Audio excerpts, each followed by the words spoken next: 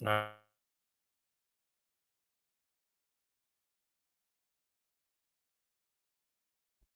The following program is rated TV MAL. It contains strong language and is intended only for mature audiences.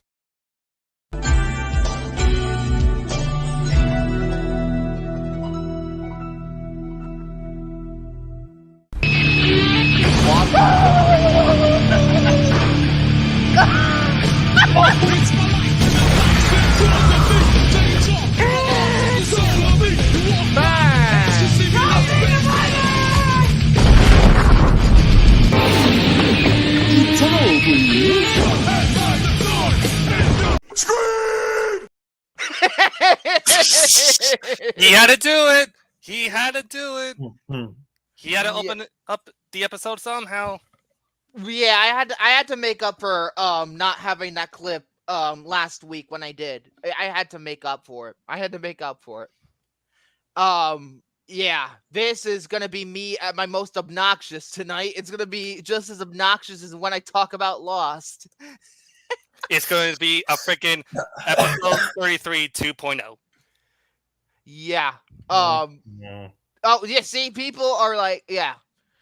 Okay, we were just talking about this before we got on the air, and people were like in the forum were talking about how it broke day one pre-ticket sales compared to Inside Out 2. Here's the problem. First of all, that's day one. Who knows what's gonna happen with that second or third day in that opening weekend?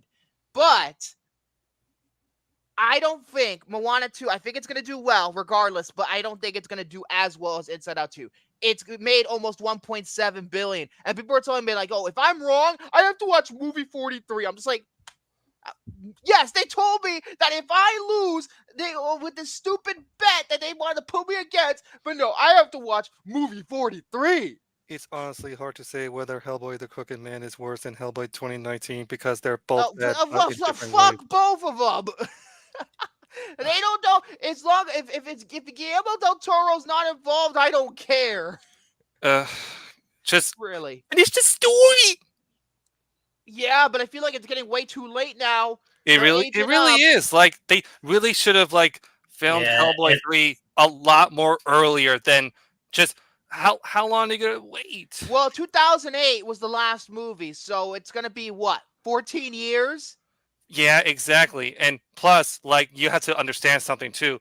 How long will Guillermo del Toro be still directing? You say Gilmore del Toro? It's Guillermo del Toro. Whatever it was called. Gilmore Girls del Toro. Or whatever it's called. Ridiculous. But yeah, I've heard so many bad things about this Crooked Man movie. It's not even funny. I know one of them is that looks cheap.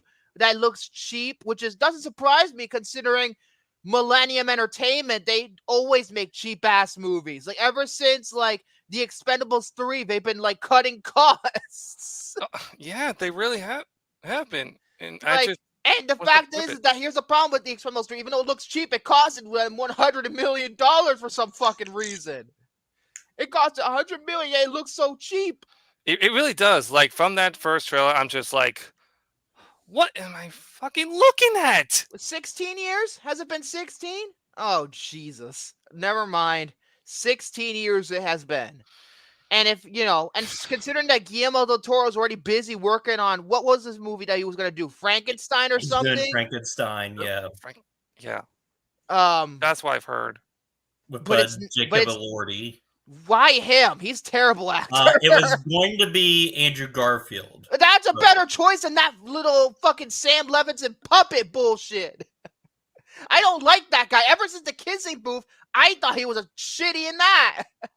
I've never seen Priscilla, to be fair, but honestly, I don't know if that's even good enough. And you can't top Austin Butler. People saying, "Oh yeah, he did." I'm just like, no. Just because Austin Butler was a method acting that whole shoot, I'm just like, I don't know. Then again, he's on Euphoria. I can't stand Sam Levinson. Anybody who's associated with Sam Levinson, really, I can't stand. Minus Zendaya because she actually does sometimes do good things. So I get a little bit of spite out of that.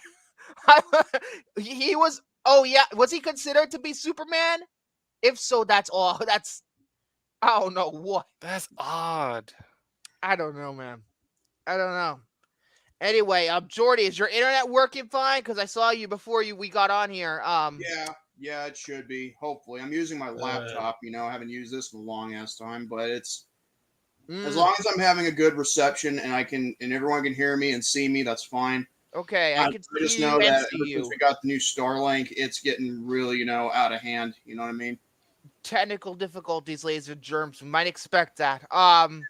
But otherwise, well, in about 2 days from now is one of the most overtly commercialized holidays in recent memory. Yeah, Halloween. Do is buy candy.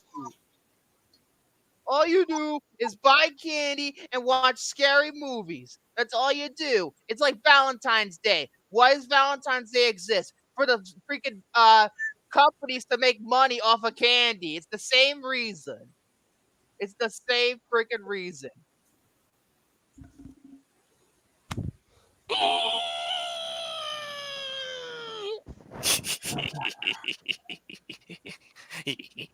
Take a shot every time you see, another movie getting another remake. I think it's the third movie with the third the one with The Rock. I think it's the fucking continuation of that bullshit. Yeah. I hate it. I told you, only the first one exists to me. Funny thing is, I mean, I don't get it. I mean, I thought The Rock was having trouble getting more, movies nowadays. I know, but I guess the WWE stint worked well because now I guess he's getting attention. We'll finish the story in 2026. Just because of that, Hunter. You smart ass. He was in WWE for 5 to 6 years until he got Not just because of that. Here's the thing. With The Rock's schedule, the last time he had a full-time schedule was back in 2001 before he had to go away after WrestleMania X7, which is 17 for those of you to film the Scorpion King, I presume. The thing is, after WrestleMania, X7, that was the last time you see Rock full time in a WWE or WWF, and this was after the Attitude Era ended, and how convenient, Mm-hmm. and that's when he started working on a lot of movies. Sure, he did movies while he was WWE champion at one time, but after WrestleMania X7, yeah, that was Hunter, pretty much. You're not funny. I'm 60% into this bitch. I've actually made progress. The problem is that I'm getting to Melancholia soon, and I'm scared. I'm scared because Lord Von Trier could. No, he can't fuck me in the ass. I'll beat the shit out of him if he does. Well, looks like Soren actually ranked all the Halloween movies. Number 2 is H2O. Suck it, Jared. You suck it. You suck it. Oh my god, I've got my. I will be Hey, I will be coming back onto YouTube soon because I will be reviewing H2O. I need to watch it tomorrow. And you talking smack about it's too much like Scream. Oh my gosh. You would say funny because I have just watched Scream right before I watched. Yeah, suck it, Jaden too. That's what I said. I think so good. Okay. In other news, the Yankees suck dick because we're 3-0 in the World Series and we done shit. The Yankees suck. We're choking. Thank God. What? You're a Mets fan, Bubbo? You're a Mets fan, William? Why? No. I'm just looking at the live chat. For some reason, when the comments are being hidden, I cannot seem to show them for some reason. Okay. But yeah, the Yankees are blowing it. The game, I think, literally just started. This is literally going to be one of the most important nights of our show because it's going to be the death nail of the Yankees as we're live. Hey, Mom. I think it's going to be the death nail. What? Oh, yeah, I got it. Oh, doggy. Oh, you want to say hi? No, just kidding. All right. But yeah, like I said, I might even have the fucking. Yeah, I might have the fucking game in the background just for shits and giggles because I want to see. I want to see if my Yankees can do well. But oh wait, no, I can't. Oh wait, no, yes I can. Yes I can. San Mayan. I gotta fucking turn it on the antenna to watch the game. This is on Fox. Oh, hi, doggy.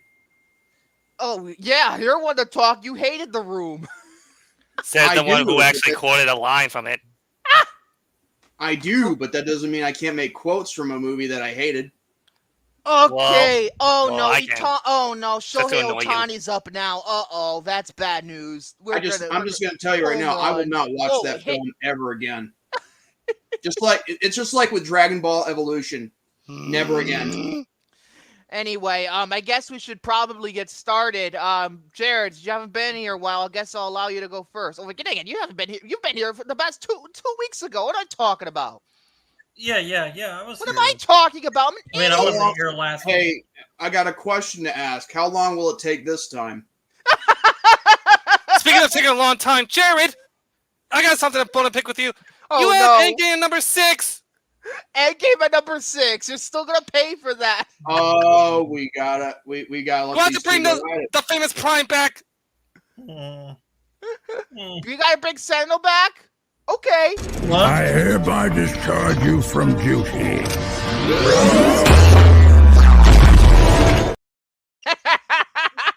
There you go.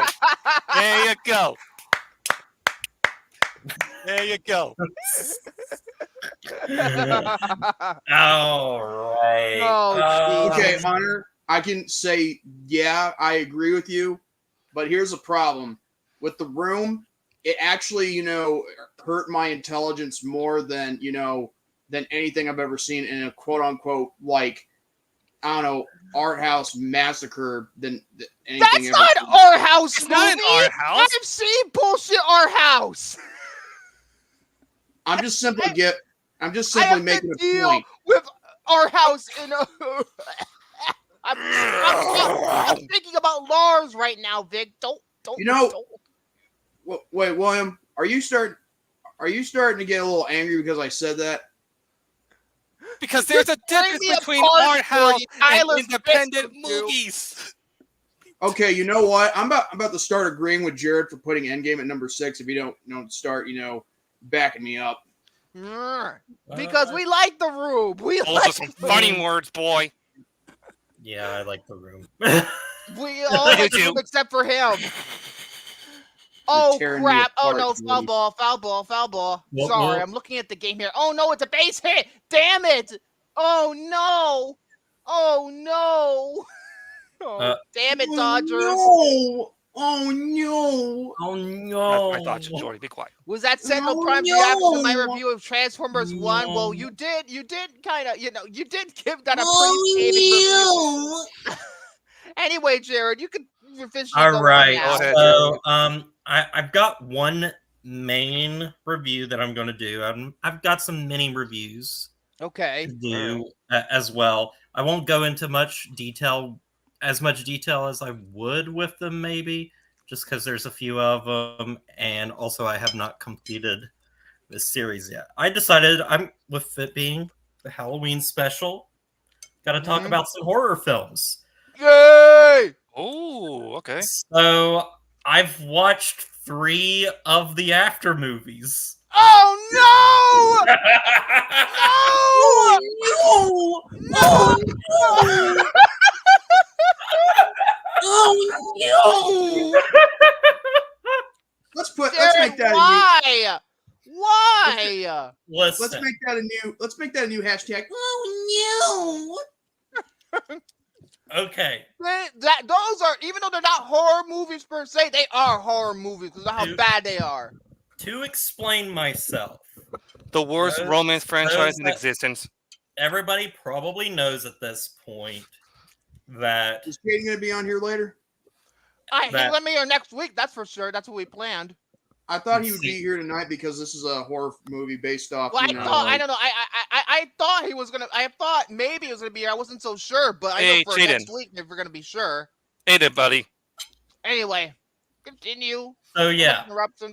the reason why I started watching these is, well, in the news recently, Liam Payne from One Direction died. Dead. He's dead. And Yeah. everybody Rest in peace, should but know still. that the Oh, yeah. After franchise first. It's not you know, based on written him. It's by based on Anna Harry.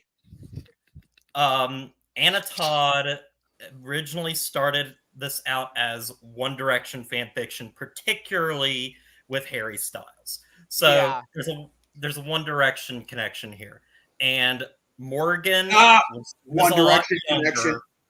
was into One Direction, and it's really funny because she might have killed Liam Payne because What? she watched just a few days before he died. She watched somebody's 2.5 hour like documentary of sorts, just going through the history of the band. Oh my god. And then 2 days later, he died. Oh god. But anyway, Morgan started watching this video of this person going over after when it was strictly fan fiction and it had the names of all the One Direction characters and stuff. And it was so ridiculous, obviously, what I was hearing, that I was like, I saw those first 2 movies. And they're awful. Maybe I should revisit them just because why not? I've got, I don't know. I've been kind of in a rut lately, just not knowing what to play, what to watch, or anything. So I was just kind of very bored. So I was like, okay, I will put on these movies.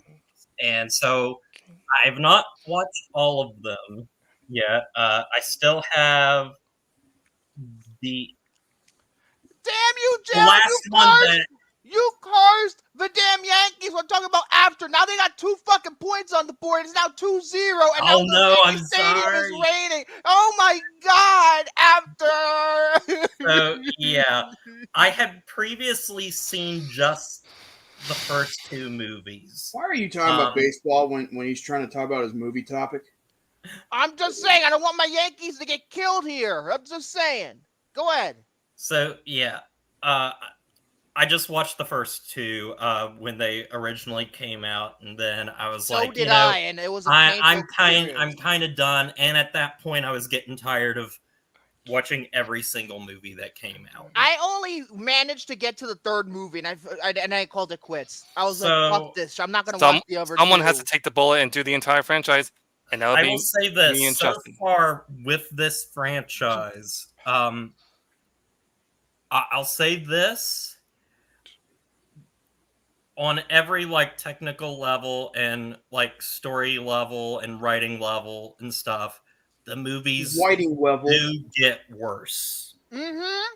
They do. But I would still say this, that the first one is still my absolute least favorite. No, the second one is. For me, it's the second, by far. Oh my! That we're gonna have second some movie words pissed then, me because off the so second much. one I had a ball with. I hated and that second it was movie. I felt like I was awful. like a fucking get it. aneurysm. So, but yeah, the first one, it's just so fucking boring as shit. And I mean, all of them kind of are, because there's not much that happens in these movies. But it's so with the first one and everything, one of the big things, holding it back kind of from being the smut that it is the PG-13 rating. Yeah, at least the first one. Only the first one was PG-13. Only Yes. the first one. And it's just absolutely just atrocious in its characterizations. All the acting is so It's horrific. incredibly flat. And obviously the sex scenes, which is the main selling point, is boring. non-existent because of the PG-13. Yeah, And they're boring. Can't go too far. They are extremely The boring. only instance in that first movie where the sex scene gets a little graphic, like he sticks his dick in her, but that's it. That's the only graphic part.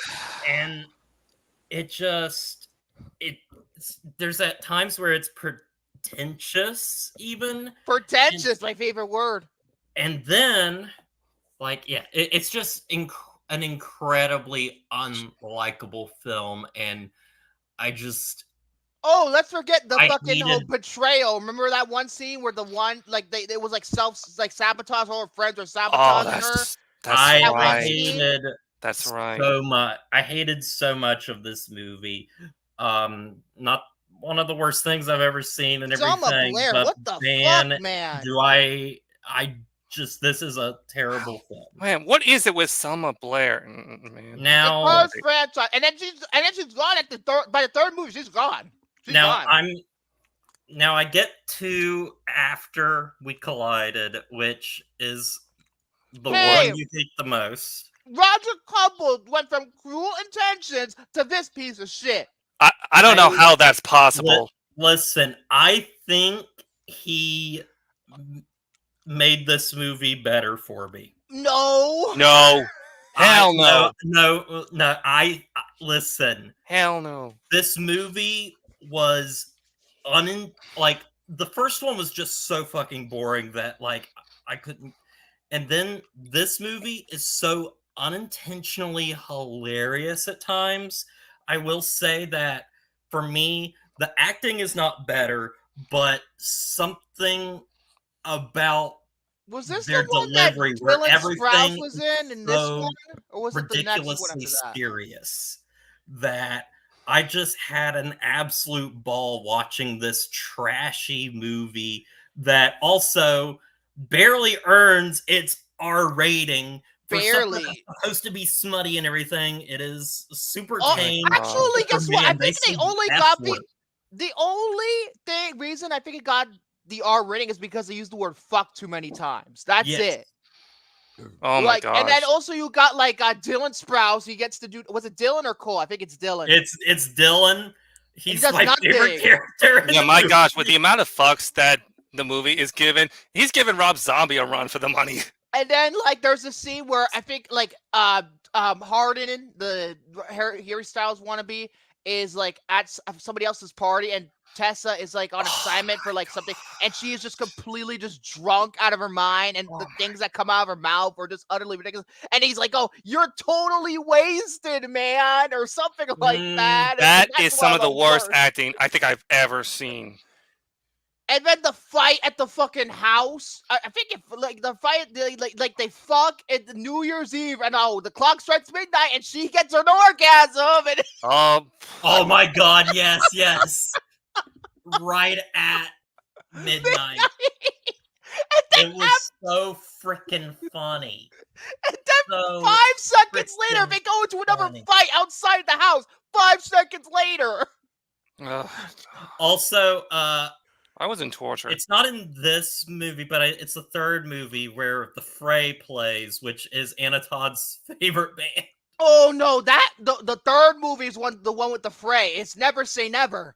And Yeah. I thought Transformers: Revenge of the Fallen used that song poorly, but no, I think they used it better in that movie than this piece of shit. Now, so yeah, I enjoyed After We Collided more. I had more. It was more entertaining watching it absolutely fail. I got a few chuckles out of that. Compared to the first one. Also, which I didn't know that was her favorite band. I didn't know that. Yes. And now I like the Fray, but like, come on, man. the only thing now I have not watched After Ever Happy, and I have not watched After Everything. Okay, I hate to cut you off, Jared, but After Everything, the ending rips off 50 Shades Freed. Oh God! No. Remember in 50 Shades Freed where the couple had like a kid and whatnot, and then the movie like just ends. Oh, it's like a flash ended, forward. Oh. like, it ended the same way, and After Everything, I can confirm I heard that. the chick who plays Tessa is not even in the fifth movie. No. until the last it 10 wasn't. minutes. It should have been think called what it Hardin was- Scott the movie. That's it. I think what it was, like her contract, was like, I signed up for 4 movies. I think she didn't That want to was do it. it. Something tells me that she wanted out. Something tells me that she wanted out. That's why. Thing Something is, tells me. it's like I like honestly with all of these actors and everything, like Hero finds Tiffin and her. I think in a different movie under different direction, and everything. I think they're probably I mean, fine. the guy was going Half-Blood Prince for like the 5 seconds he was on screen. He was in Half-Blood Prince. I think he was the. Yes, Was he young Voldemort? he was young Voldemort. He was good in that. What happened? So yeah, so And then the other chick, she hasn't done anything good. Wish Upon. hey, that's a great movie. Oh yes, he was good in The Woman King as well. I forgot about that. He's in The Woman King. He's great in that movie.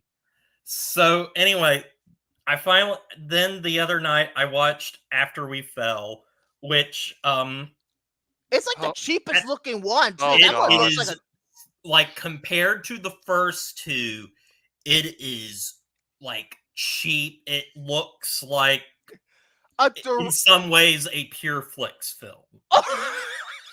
I think it looks A more little like bit a better, a crappy- little better than that. I think to me it looks more like a network TV show. You'd see this shit on ABC and just But also, here's the thing: as soon as I am watching this movie, it doesn't begin how a normal movie would. It feels like it's the next episode of a TV show. It does with that flashback and Like, yeah, the flashback, and then it instantly going to them taking her father in and everything. It's kind of like, oh, the last. I forgot. It's kind of the like fucking the end father of was the the episode hobo. I of forgot about WandaVision that. where she opens the door and there's Pietro and stuff.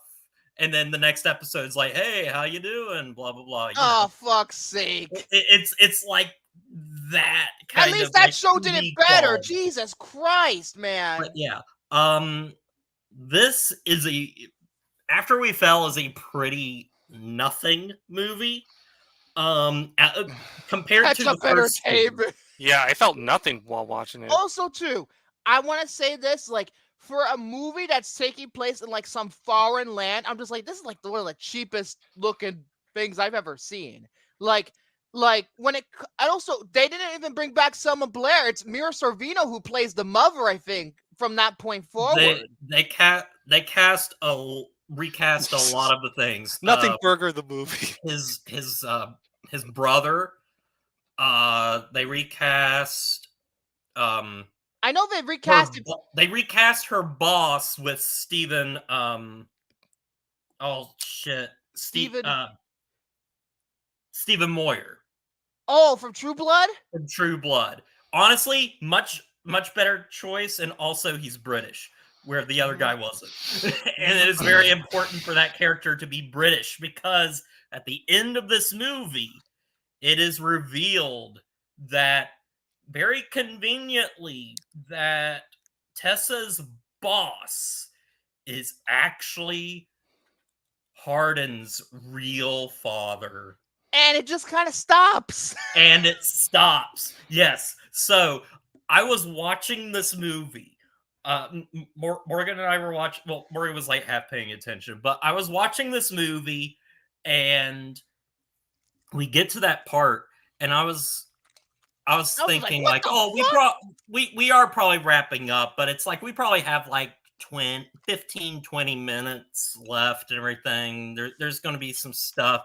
And then Morgan is like, I'm pretty sure this is where the third book ends. And then I clicked on my remote, and it for the running time, it said there was 6 minutes left. I was like, what the fuck?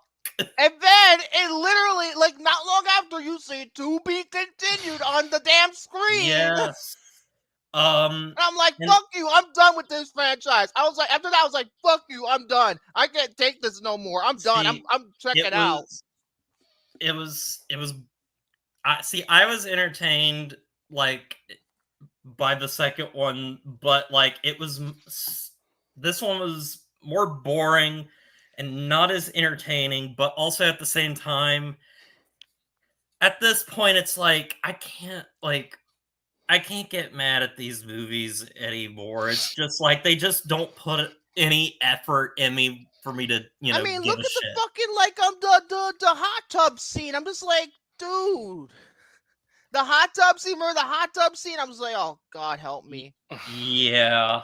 So yeah, these movies are pretty bad. I'll give my rankings and stuff later on when I finish all of them and At least you stuff. only have to rank 5 movies.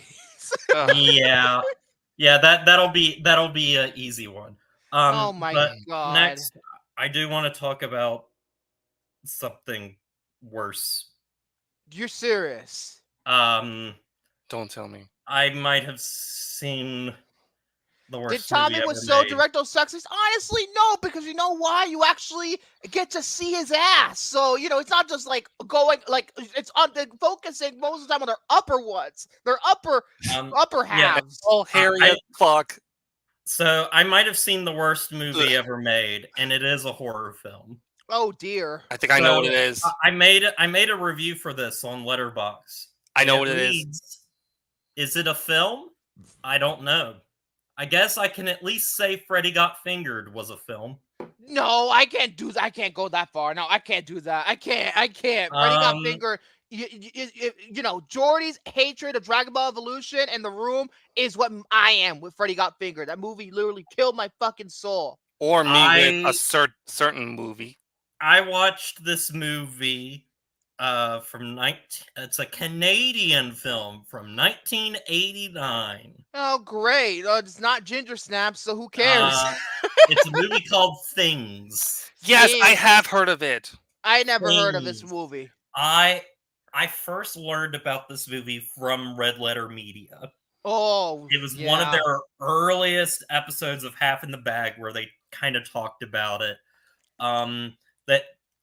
It's just it's Things. I don't really know how to explain it. The story is a bunch of two friends go to this guy's brother's house to find out that the brother's wife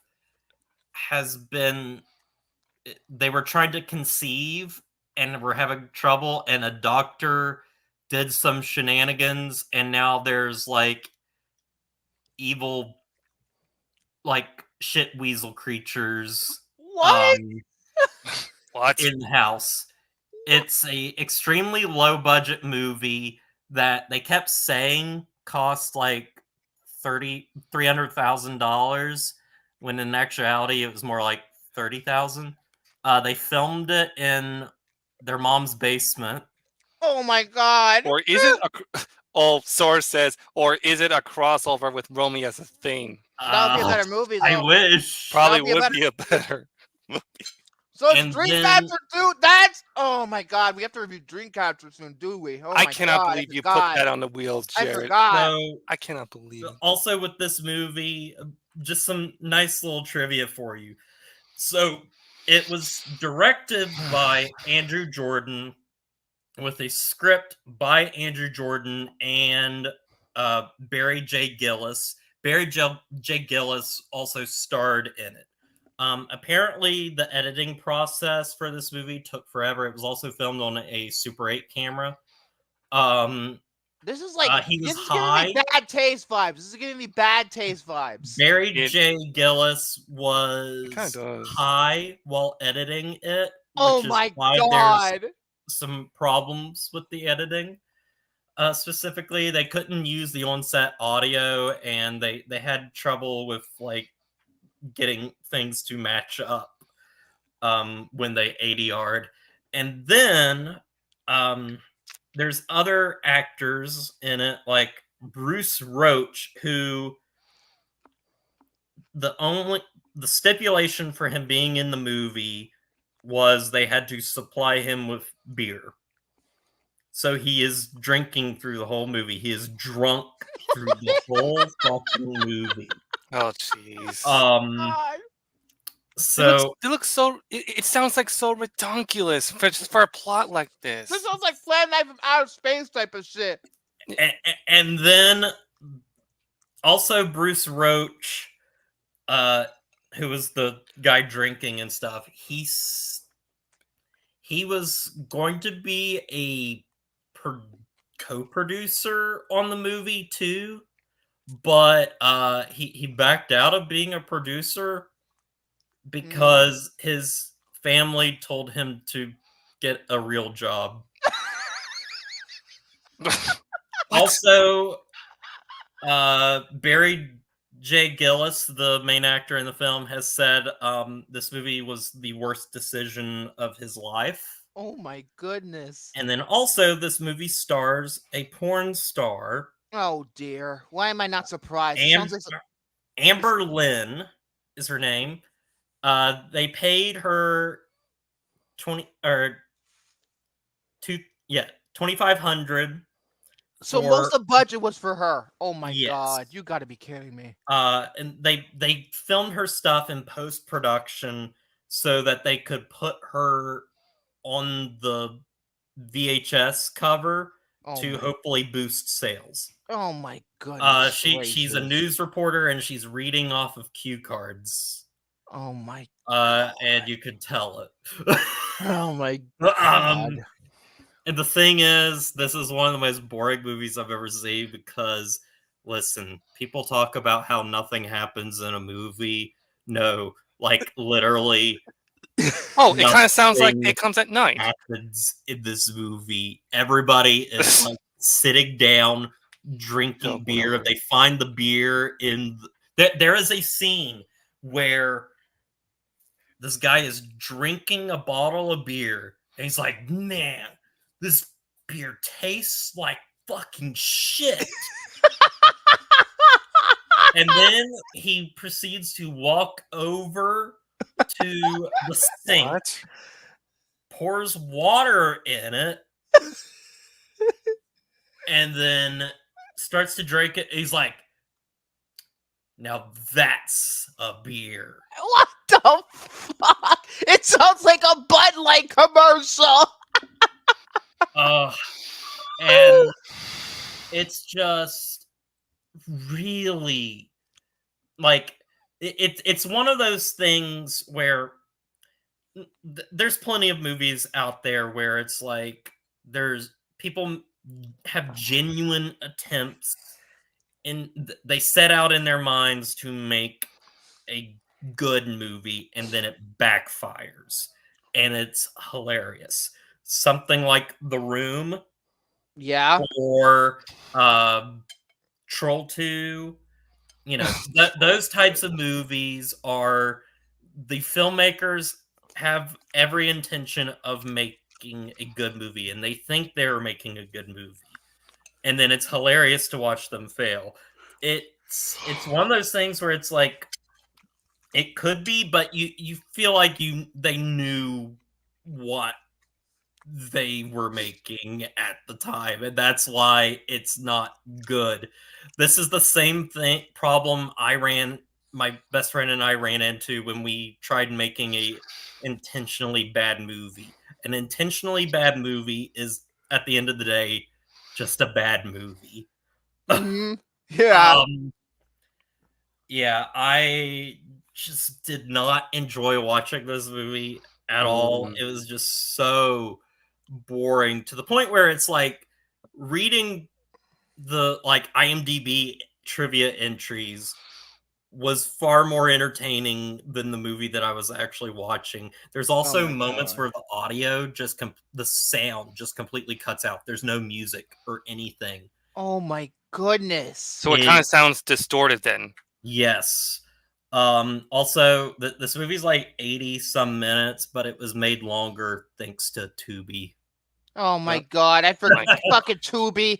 I love Tubi. I have a love-hate relationship with Tubi. I do, because at least it's better than Pluto. Movie, it's on there usually. Listen, with this whole Kirsten binge, Tubi has saved me so much time, it's not even funny, but at the same time, it's wasting me so much time because the ads are so long. Yes, they're ridiculous. Like 5 or 6 of them. Sometimes.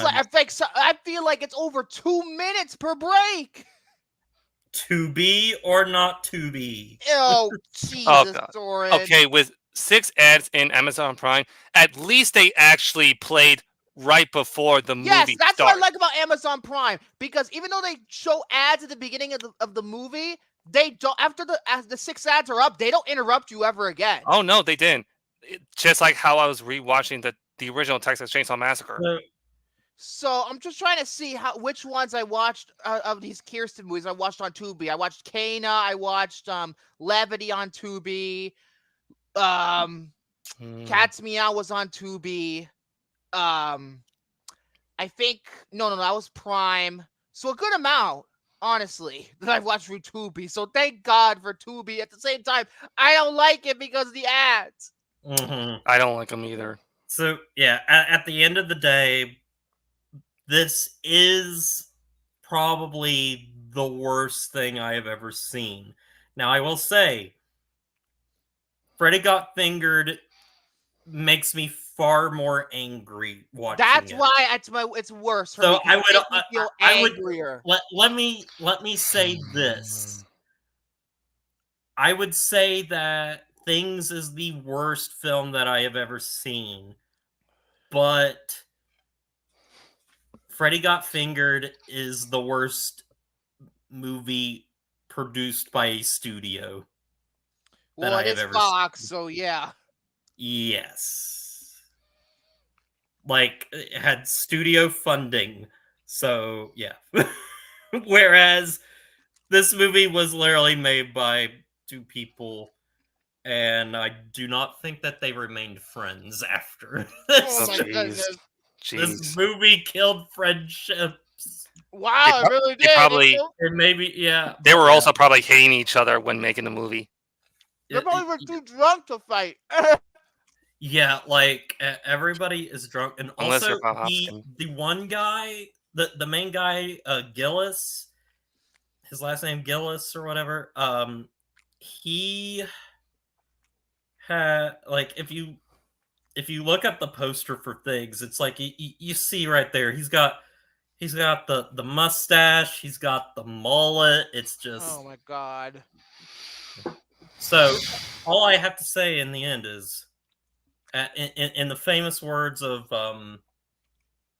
Doug Walker, "What the fuck, Canada?" Yeah.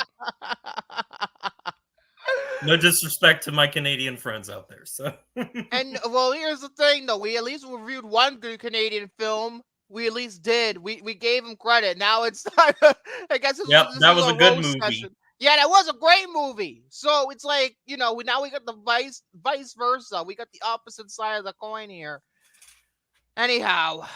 All right, and that is it. That is the horror movies. Oh, horror okay. movies I watched. It's funny because what I'm about to do next is sort of a list that I created off the fly because I knew I wasn't going to be able to review any new movie this week, so I was crunched for time. So what I did was I decided to do a small ranking of all the horror movies I've seen, not named Scream, but I like. Yes, Scream is not going to be on this list, nor of its sequels. Because you know why? I'm trying to be fair. I'm trying to be fair.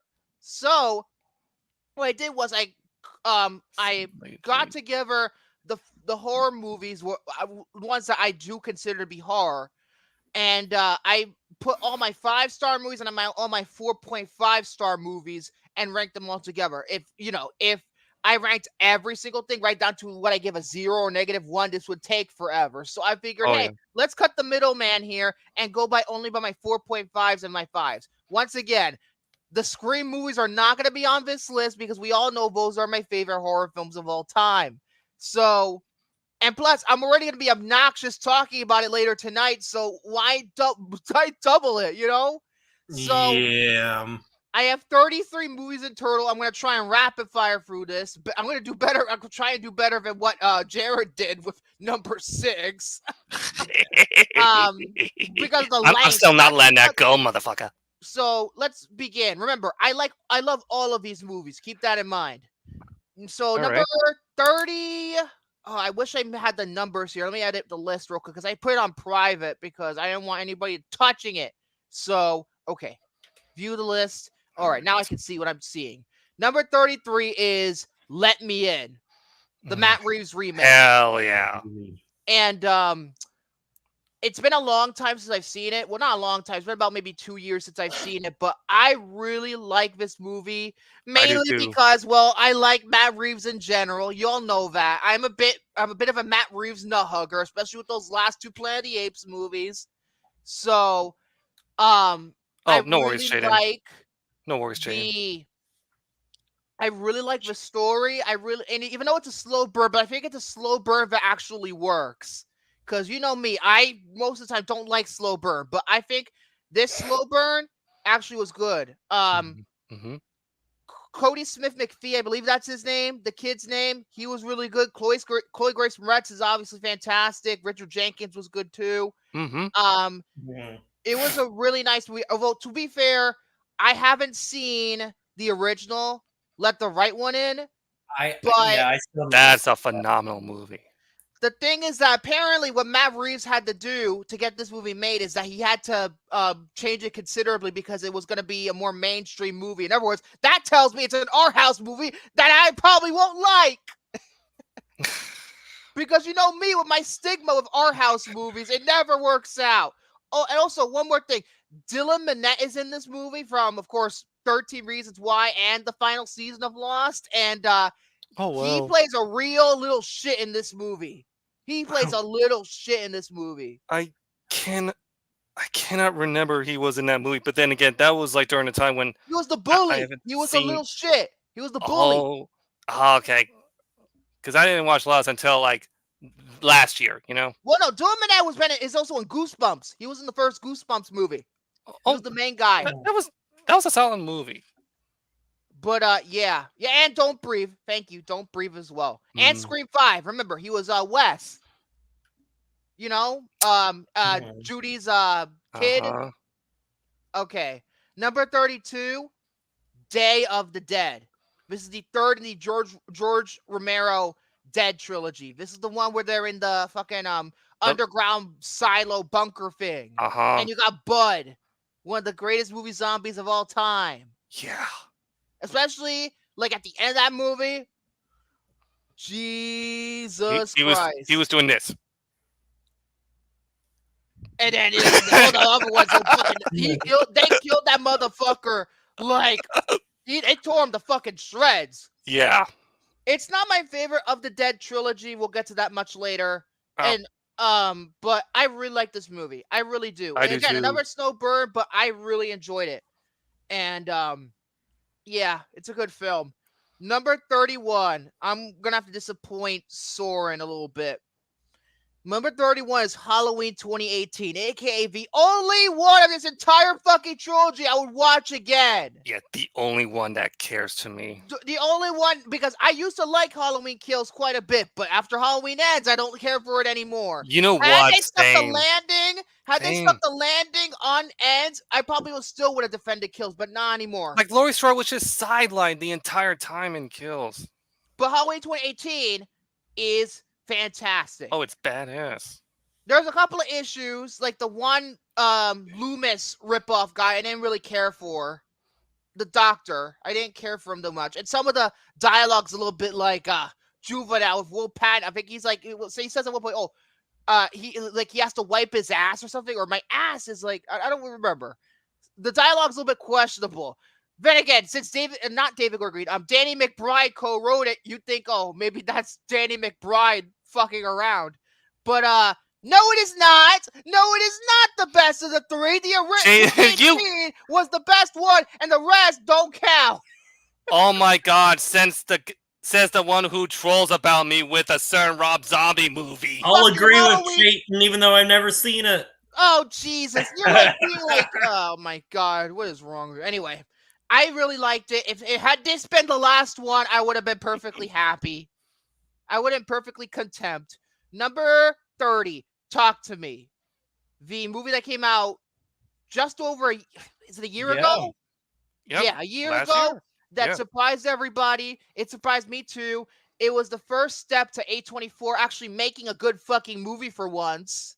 I was like, wow, 2023 was a good A24 year because they made that in the Iron Claw. I'm like, wow, A24, this is how you do it. This is how you make a good movie. Anyway, it's really good. Obviously inspired by Sam Raimi. Like certain shots in the movie are pretty much fucking Sam Raimi shots. And I really enjoyed it. The characters were good. I don't know how they're gonna do that sequel though. I still don't understand why they're making a sequel. There's no sequel it's pretty definitive about how it ends. How are you gonna make a sequel? Anyway, number 29. Some people do consider this a thriller, but in some ways I'll consider it a horror because of the supernatural element. Stir of Echoes with Kevin Bacon. Underrated. By David Keb. Underrated as hell. It's very good. Kevin Bacon, I think it might be one of the most underrated performances he's ever done. He's really good in this movie.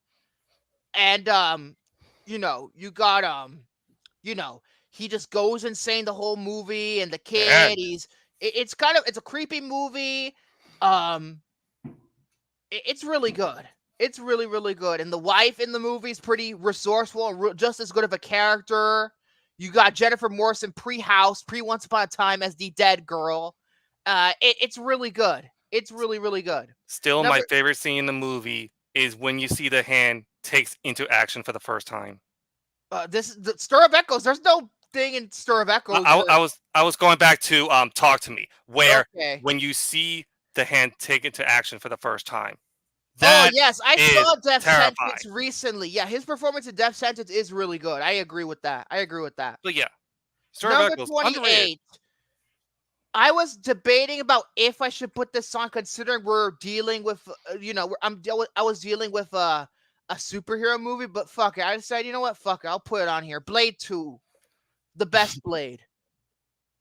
It's Guillermo del Toro perfected the Blade character. The first one, I think it's a movie that's pretty flawed, but this second movie, I think, ups the ante in almost every possible way. Of course, you got to get behind. You have to kind of, not suspect. Okay, you have to suspend disbelief of how they bring back Whistler because he was dead in the first movie, and then they bring him back in this one.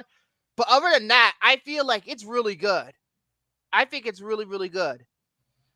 And that's David S. Goyer, one of David S. Goyer's best scripts. And then Blade Trinity came around and fucked everything up. So, Yeah. Thanks, Blade Trinity, for ruining that. And also thanks, Wesley Snipes, for being a little bitch on set. Like, come on, dude. Oh, yeah.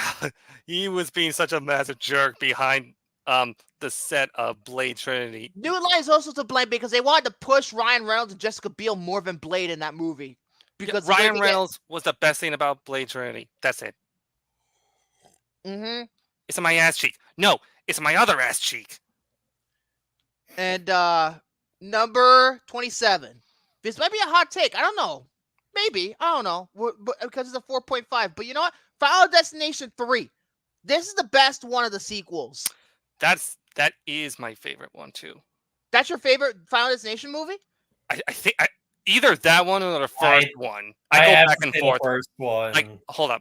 I'll get to what's my favorite shortly. Trust me. Like, I'm at a toss up of which one I like, the first one or the third one. This one is. I like the original the best. You'll see it much higher, but I really like this sequel. I think Mary Elizabeth Winstead is fantastic in this movie. Oh yeah, she was.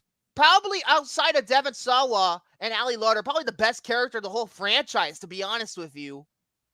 And let's not forget about the fucking one kill with the one chick and the fucking what the fuck is it? The it's like the tan bed. No, not the tan bed. This happens much later. It's like a fucking.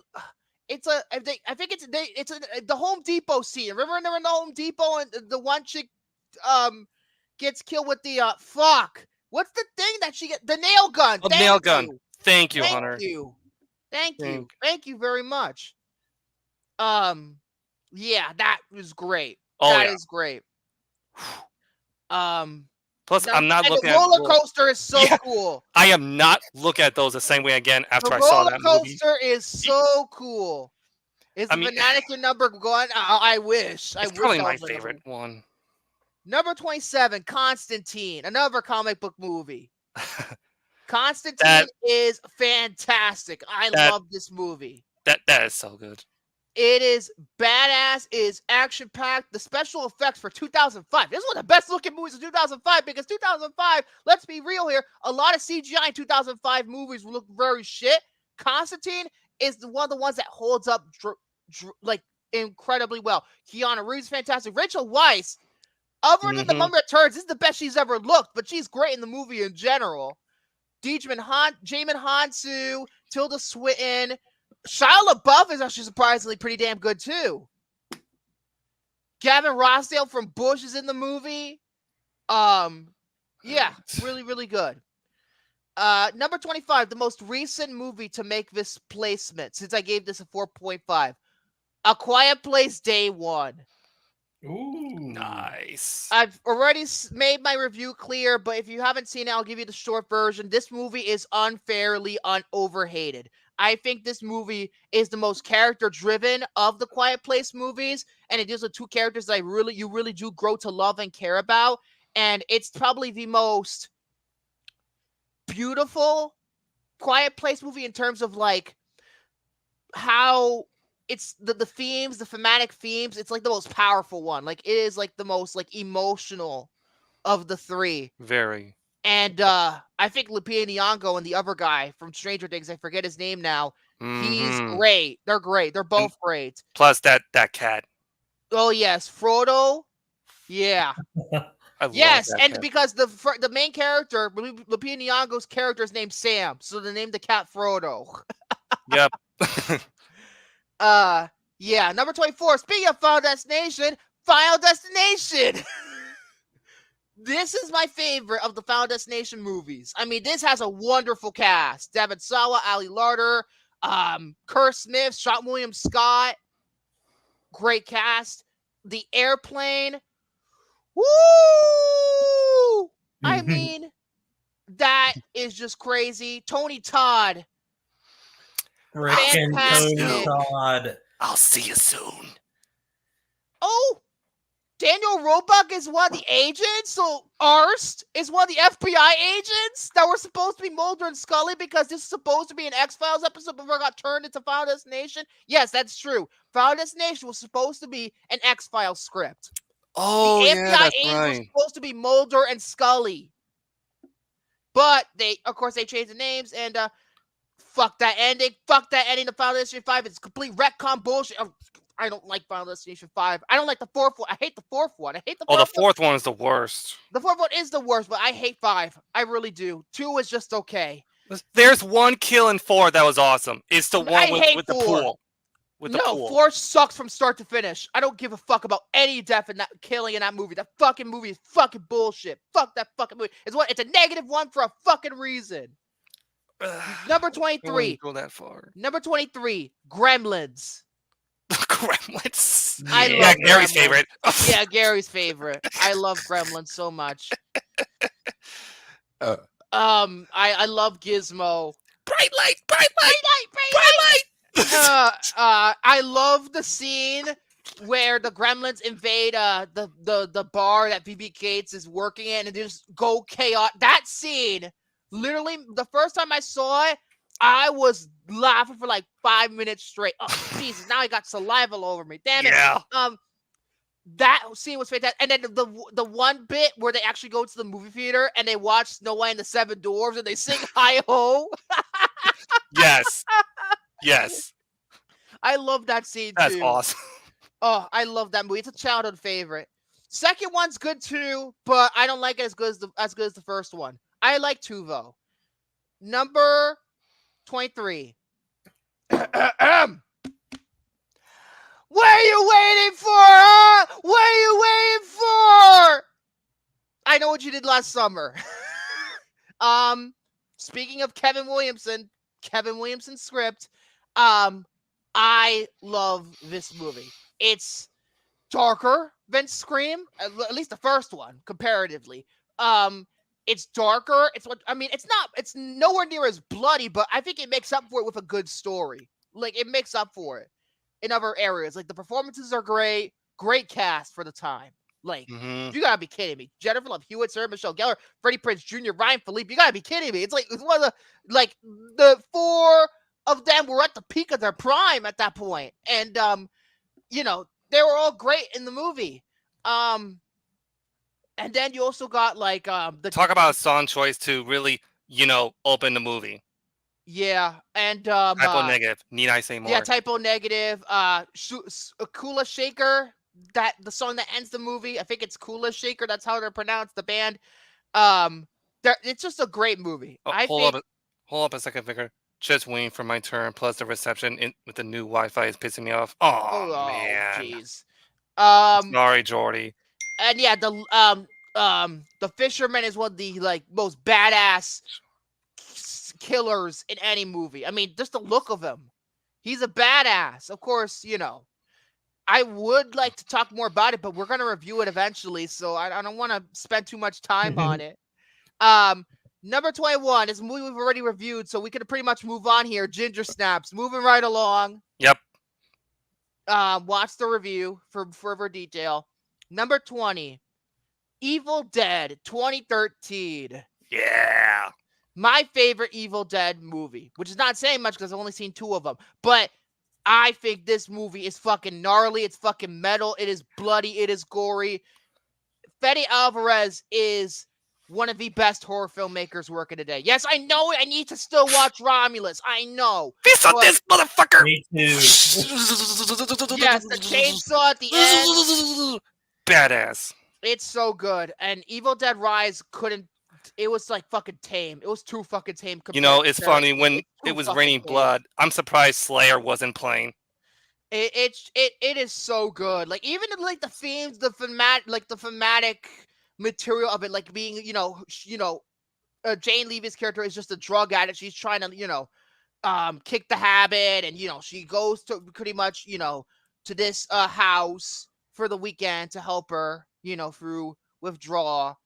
And people think, I think it lends a good reason for why they don't believe that the dead are there, because she is trying to go through I think she was addicted to heroin, right? Wasn't that the drug of choice in this movie? Wasn't she addicted to heroin? I'm 100% sure that it was heroin.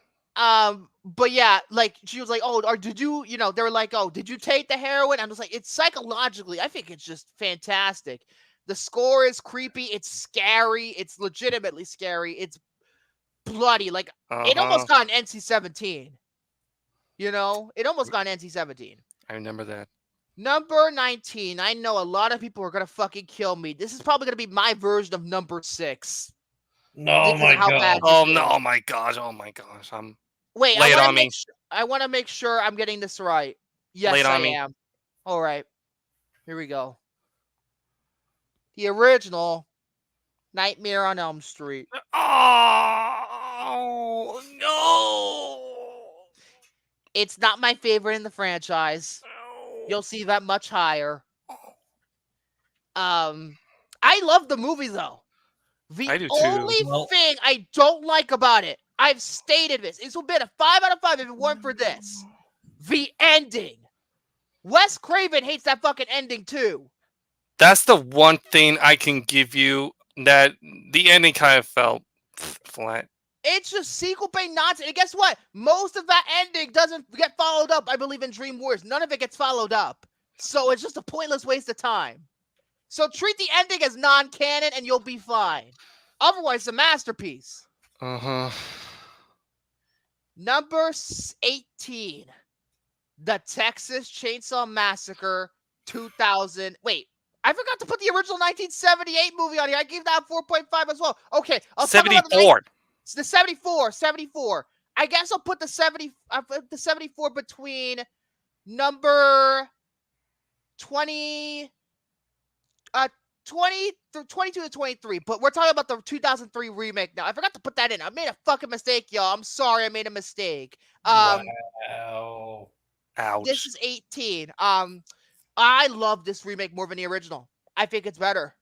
I really do. Wow. It's a better made movie because, it's not a grindhouse, type of movie, but the what I like about this movie so much is that one, it feels so, maybe even more so than the original, so visceral in its nature. The camera work is second to none, especially the shot with the fucking car going down and you see the fucking chick's head who fucking killed herself at the beginning of the movie, and the fucking, you see her fucking like brains smushed. That one shot, that oneer is incredible. Jessica Biel, probably her best performance. I'm gonna be honest. It's probably her best. I guess you can say that. Arlie Ermy in this movie. Man, he does not fuck around as a sheriff. He is just as scary, maybe even scarier than Leatherface in this movie. I think it's so good. It's great. Oh, go see it, Hades. It's the best movie. I think it might be the best movie Platinum Dunes has ever released. Oh no, that's A Quiet Place Part 2, but like one of the best Platinum Dunes movies ever. I think it's the best of their remakes. It's the best of their remakes. Mm-hmm. Their original productions could go iffy, but the best of their remakes. Speaking of A Quiet Place, number 17, A Quiet Place. The original. Hell yeah. One of the most unique horror films to come out in the past. God knows how long, honestly. No, honestly, I think it is one of the most unique horror movies ever made. I'm going to be honest with you. I just love the characters, their interaction with one another, the family. Like it also, again, I think the Quiet Place movies have always been so good about being an emotional, like having an emotional state within it. And, oh yes, Yankee got a base hit. Thank fucking God. Anyway, John Krasinski proved that he could be just as good of a director as he is an actor with this movie. Mm-hmm. And the scene where he has to make that sacrifice. Oh my, yeah. You know, Emily Blunt's great. The kids are great. You know, it's just a really unique film. Mm-hmm. Marco Beltrami's score is one of his best. Uh-huh. It's one of the best horror films of the last decade, too. Yeah. Number 16. This is my favorite Nightmare on Elm Street movie. Wes Craven's New Nightmare. What? I figured. That's underrated, too. And I still have not seen it, and I need you might know why. That's a great one. Yeah. You might know why I feel about why New Nightmare might be my favorite. It's a precursor to something else we're going to talk about later in terms of how it's structured and what it talks about. But like, this movie is the beginning of the whole. Is it My Soul to Take? No, not My Soul. My Soul to Take. What? No, not My Soul. That's one of his worst. I've heard that is so bad. I know. I'm just fucking with you. You troll. But like, I love the meta-ness of it all. Like, I love the Heather Langenkamp and Robert Englund and Wes Craven are all there playing themselves. Oh, you get to see a look of what the New Line studio looked like at that time. You get to see, you know, Freddy Krueger literally just go batshit, and you know, Heather is just going crazy throughout the whole movie. Oh. I think this is one of I think this is the best performance Heather Langenkamp's ever done. Period.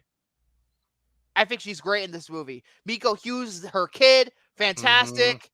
It is just a tense movie from start to finish. This was the movie that made Freddy Krueger scary again after him being a fucking joke-ass comedian by the time fucking Freddy's Dead came out. Oh my gosh. And they also, and correct me if I'm wrong, didn't Freddy's Dead also use the 3D gimmick at the end? Yes, it did. Oh my God. It did. It's you know. But yeah, that's why it allows the 4.5 out of 5 movies. The rest from this point forward, numbers 15 onwards, are all 5s. Number 15 is going to be the most controversial of this list because I know a lot of people wouldn't give this a 5 out of 5. I know people wouldn't give it this a 5 out of 5. But you know what?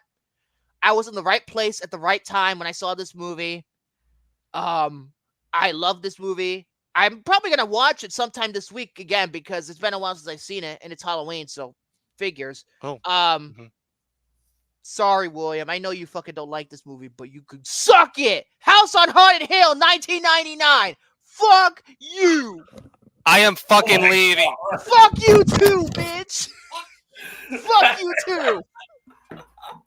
Fuck you too. I don't care. I love this movie. I don't care.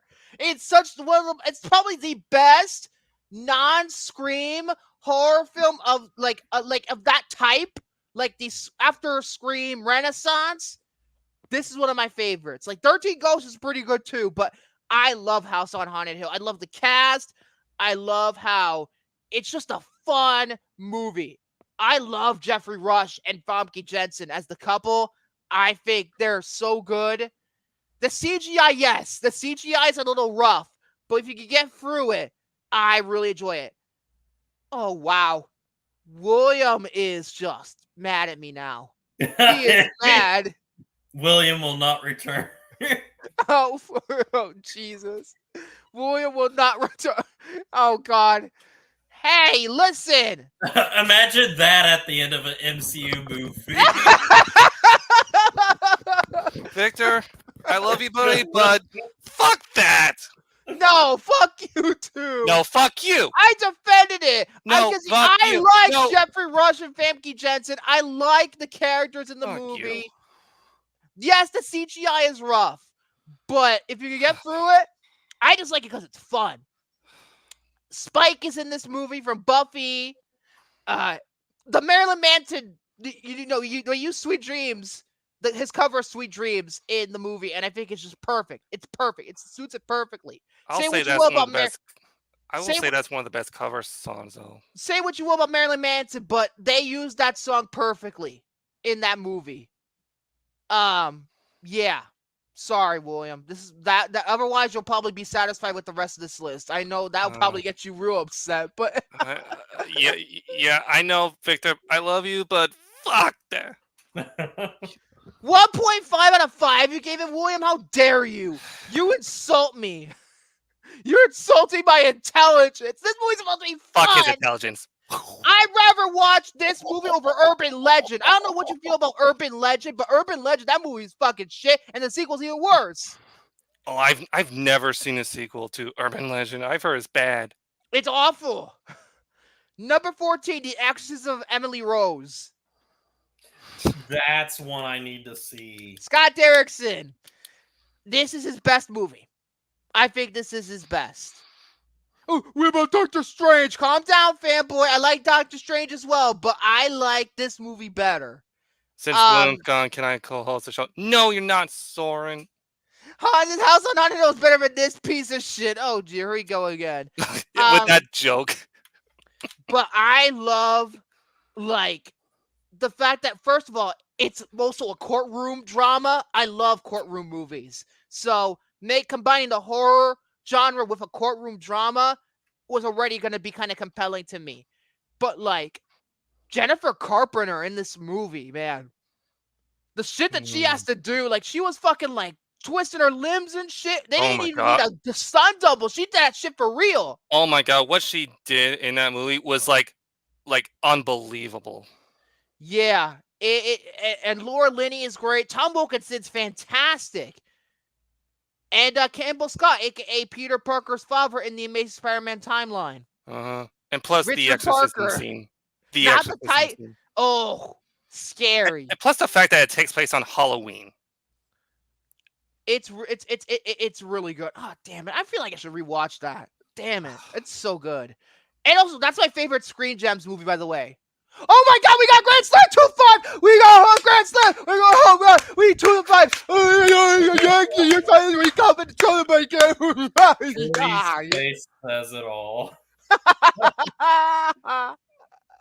Jordy Victor can do what he wants. I can't do what I want.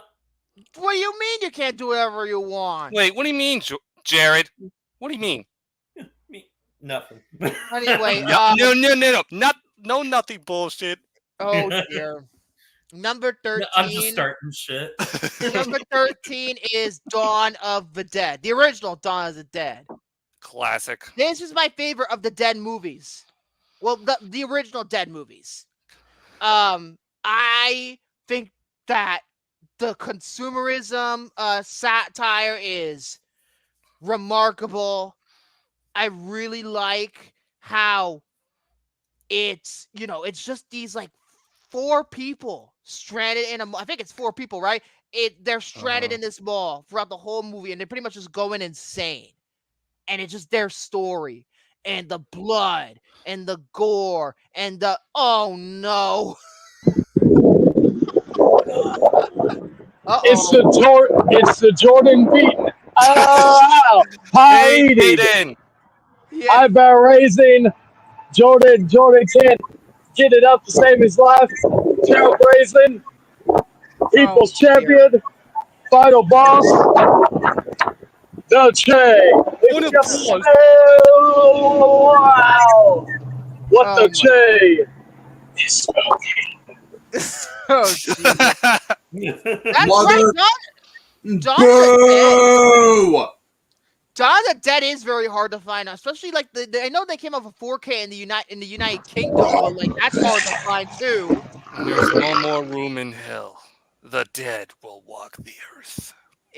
Dawn of the Dead is just a fucking fantastic movie. That movie's awesome. That is my favorite Romero, by the way.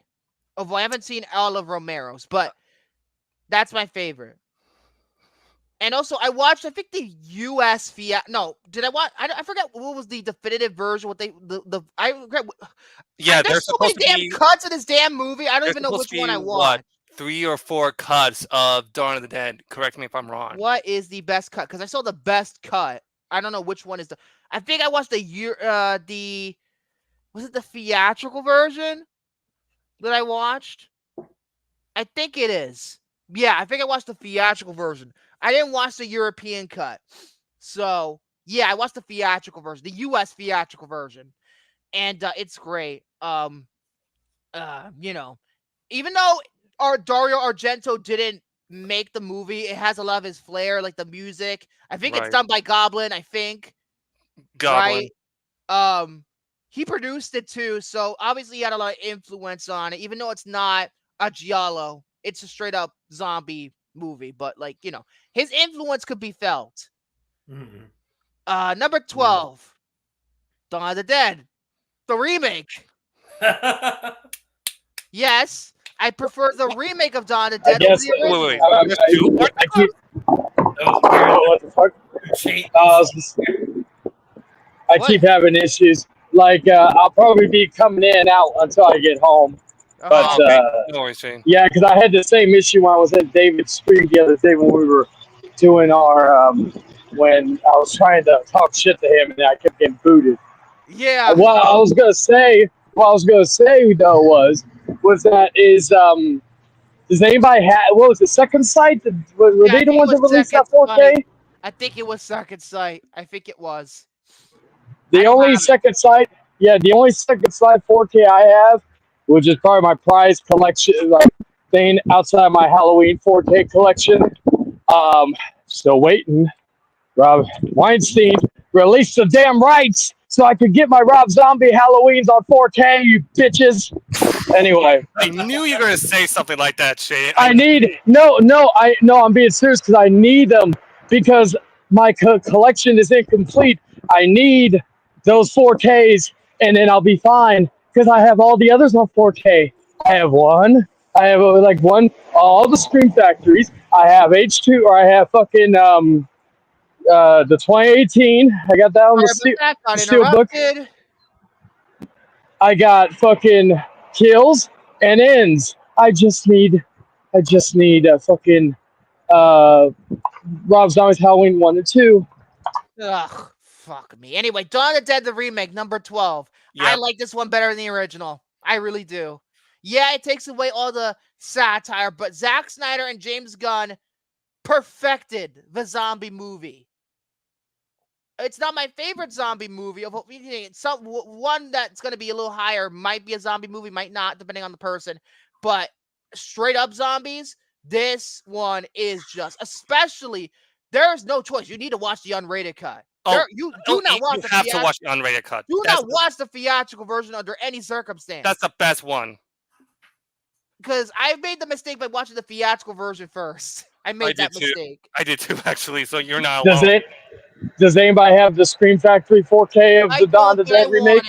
I don't, but I have want the Scream Factory Blu-ray of it. But yeah, Same. I Nice. love the cast. Sarah Polley, Ving Rhames, Mhm. Mekhi Phifer, the one dude from Modern Family, the kid from fucking Air Bud. Earbud. James Gunn, of course, he put his own, humor in there. This is kind of what I mean. Yeah, he did the Scooby Doo movies, but like this is the movie that really proved that he was a really great writer. Scooby Doo. And well, the Scooby Doo movies are not very good, admittedly. The Scooby Doo movies are they're kind of pretty bad. They're pretty bad. But you shut your whore mouth. The Scooby Doo one was great. The second one was bad. I don't like Scooby Doo in general. So what does that make me? I hate. You fucking whore! How dare you? You call your. No, I hate Scooby Doo. I really do. You know why? Because there's a formula. That's why. It uses the same formula, B for B. Oh, it's about this corporate guy who wants to pretend to be a monster, all because he can make money. And he stops them. They stop him because, oh, you darn meddling kids. And I like my reaction to fucking Scooby Doo bullshit. There's a formula to it. Let me guess. Does anybody like Phineas? You interrupted the damn. I don't know what movie that's from. Does anybody like Phineas and Ferb? I do. I can take or leave. I do. Okay. For anybody who likes Phineas and Ferb, that show follows the same goddamn plot as fucking Scooby Doo. Formulaic, same premise every fucking episode. They like the kid, the sister tries to find. If that doesn't make if that's not indication, the only formula that I was okay with was the MCU formula, but not anymore. But I used to be okay with it. But other than that, I don't like formulas. Hell, predictability. Hell, Scoob was better than Velma, and Scoob wasn't that good. Oh my God, Scoob! I heard that was bad. Like it was like some weird comedy superhero thing with Blue Falcon. I think it was his name, Blue Falcon or something. Yeah, Blue Falcon or something. And this is supposed to be like take place in a timeline where there's no freaking iPhone in it.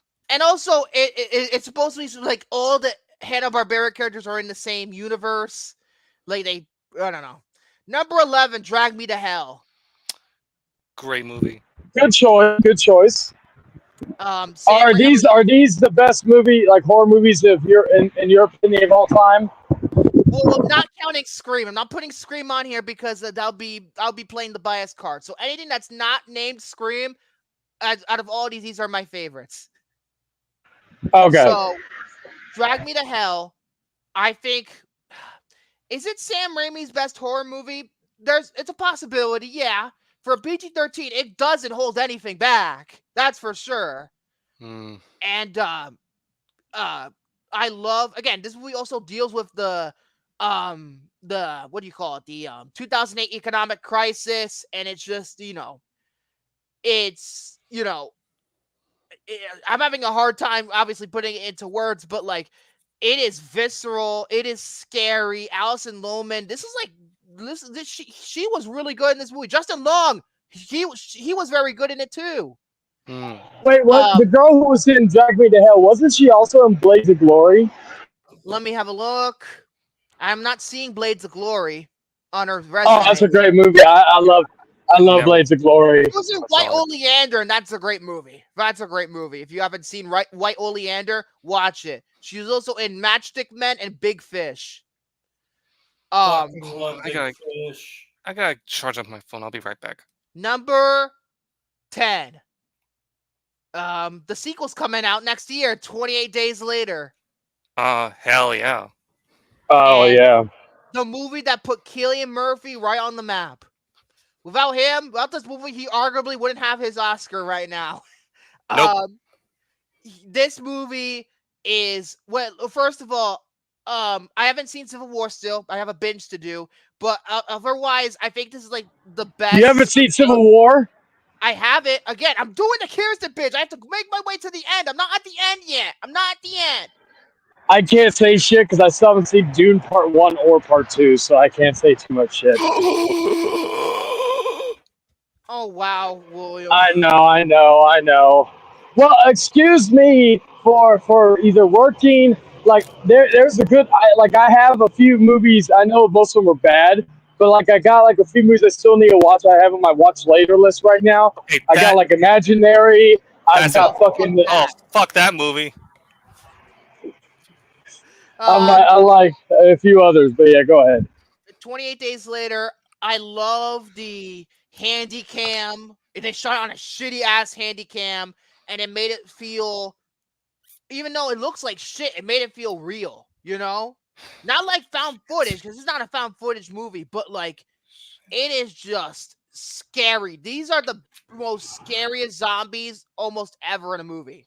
These Did zombies. you hear that they shot, apparently according to Ray Fiennes, they shot 28 months later or 20 years later, they shot that on an iPhone. They shot that on an iPhone. Oh, the whole movie. So they shot the whole movie on an iPhone. So pretty much they pulled a Steven Soderbergh. They shot on an iPhone. Oh, that's right. Oh, Because yeah. Unsane was Unsane, yeah. with We'll an see if that iPhone looks 7 particular. We'll see if that looks any good. I don't know how an iPhone would look, but hopefully they do some camera stuff to make it like look, because it's like I've seen Unsane and I don't think it looks good, but I have seen like say like something like Sean Baker's Tangerine, which looks like it looks like a better looking movie shot on an iPhone than Unsane does. I don't know why Steven Soderbergh made it look like crap. I don't know. Steven Soderbergh, I don't know. Something about him. I mean, I like Steven Soderbergh, but something that looks worse than Unsane is the movie he did like after that, which is like High Flying Bird or something. Oh, the Netflix movie that he did. Yeah. That was shot on iPhone. Number 9. 28 weeks later. Yes, the sequel, which was actually shot properly with digital cameras. I don't disagree with that. You know, that was a worthy success in the first movie. So that's all. I think to me it's one of the most pessimistic movies ever made, because this movie never really holds back. There's pretty much no fucking hope in this damn movie. There's no hope. And it has one of the best openings to a horror movie I've ever seen. With Robert Carlyle right away as the main theme from the original movie plays. He's running away from the fucking zombies. Absolutely. Also, side note, that theme, I would probably put that as maybe not my top 3, but I would put that in my top 5 favorite themes to a horror film of all time. It's just an incredible movie. Like, I love the Robert Carlyle in this movie. Oh my god! Like the transformation. You know, when he gets turned to a fucking zombie by the end, I'm just like, oh my god. And let's not forget the infamous helicopter scene. Oh my god! And a young Hawkeye was in this movie. Yeah, Jeremy Renner, Rose Byrne. Imogen Poots. Oh, Harold Perrineau. I forgot he's in this movie. Whoa! There you go. My contractually obligated lost joke. We should do one day. We should do one episode. I don't know how many of y'all drink. For Jordan's case, he'd have to take a shot of Orange Crush every time. But if there's an episode that has a lot of Lost references, or like kind of. Like just and all that, we should take a shot every time Victor makes a Lost reference. Trust me, I've done it several times. The probably people would be fucking overdosed if that's the case. One of these days, if I'm off, I'm just gonna have to come home, even if I'm not on the stream. Although it'd be funnier if I was on the stream, and I may come in drunk, but I'll cut. I'm just gonna go buy a bottle of Jack, and then just take a shot every time I hear Lost reference. And yes, Idris Elba is in 28 Weeks Later. He is. He is. Yep. Number 8, From Dusk Till Dawn. From Dusk Till Dawn. That is such a cool movie. My favorite Robert Rodriguez. No, fuck. I'm going between Sin City and From Dusk Till Dawn. It's one of my favorite Robert Rodriguez movies. It's one of my favorites. I like how the first half is pretty much just a Quentin Tarantino movie. It's pretty much just a Quentin Tarantino movie in the first half. The dialogue, the story, and it's just, I think it's really well done. George Clooney, this was the movie that made him kind of a movie star. Oh, here I am again. This is the movie that kind of made George Clooney a movie star, because he was still on ER. He was still on ER at this time. So this movie kind of put him Thank you. closer to making movies. Harvey Keitel, Juliette Lewis, Quentin Tarantino. I guess Quentin Tarantino does pretty decent, even though he's not a particularly good actor, and everybody knows that he's not a great actor. Really, I liked him in this movie. I thought he played that character perfectly. Of course, Salma Hayek, Danny Trejo, Fred. Let's give a round of applause for Salma Hayek for never aging. Oh yeah. Yeah. I mean, at her age today, she still looks good. Yeah. I'd bang the shit out of her. Don't tell my girl that. Oh, Jesus. Okay. Excuse me. Sorry. I forget. I forget we're on David's channel. I'd fuck the shit out of her. Anyway, go ahead. Oh my god! My god! This is Oh my not God. family content.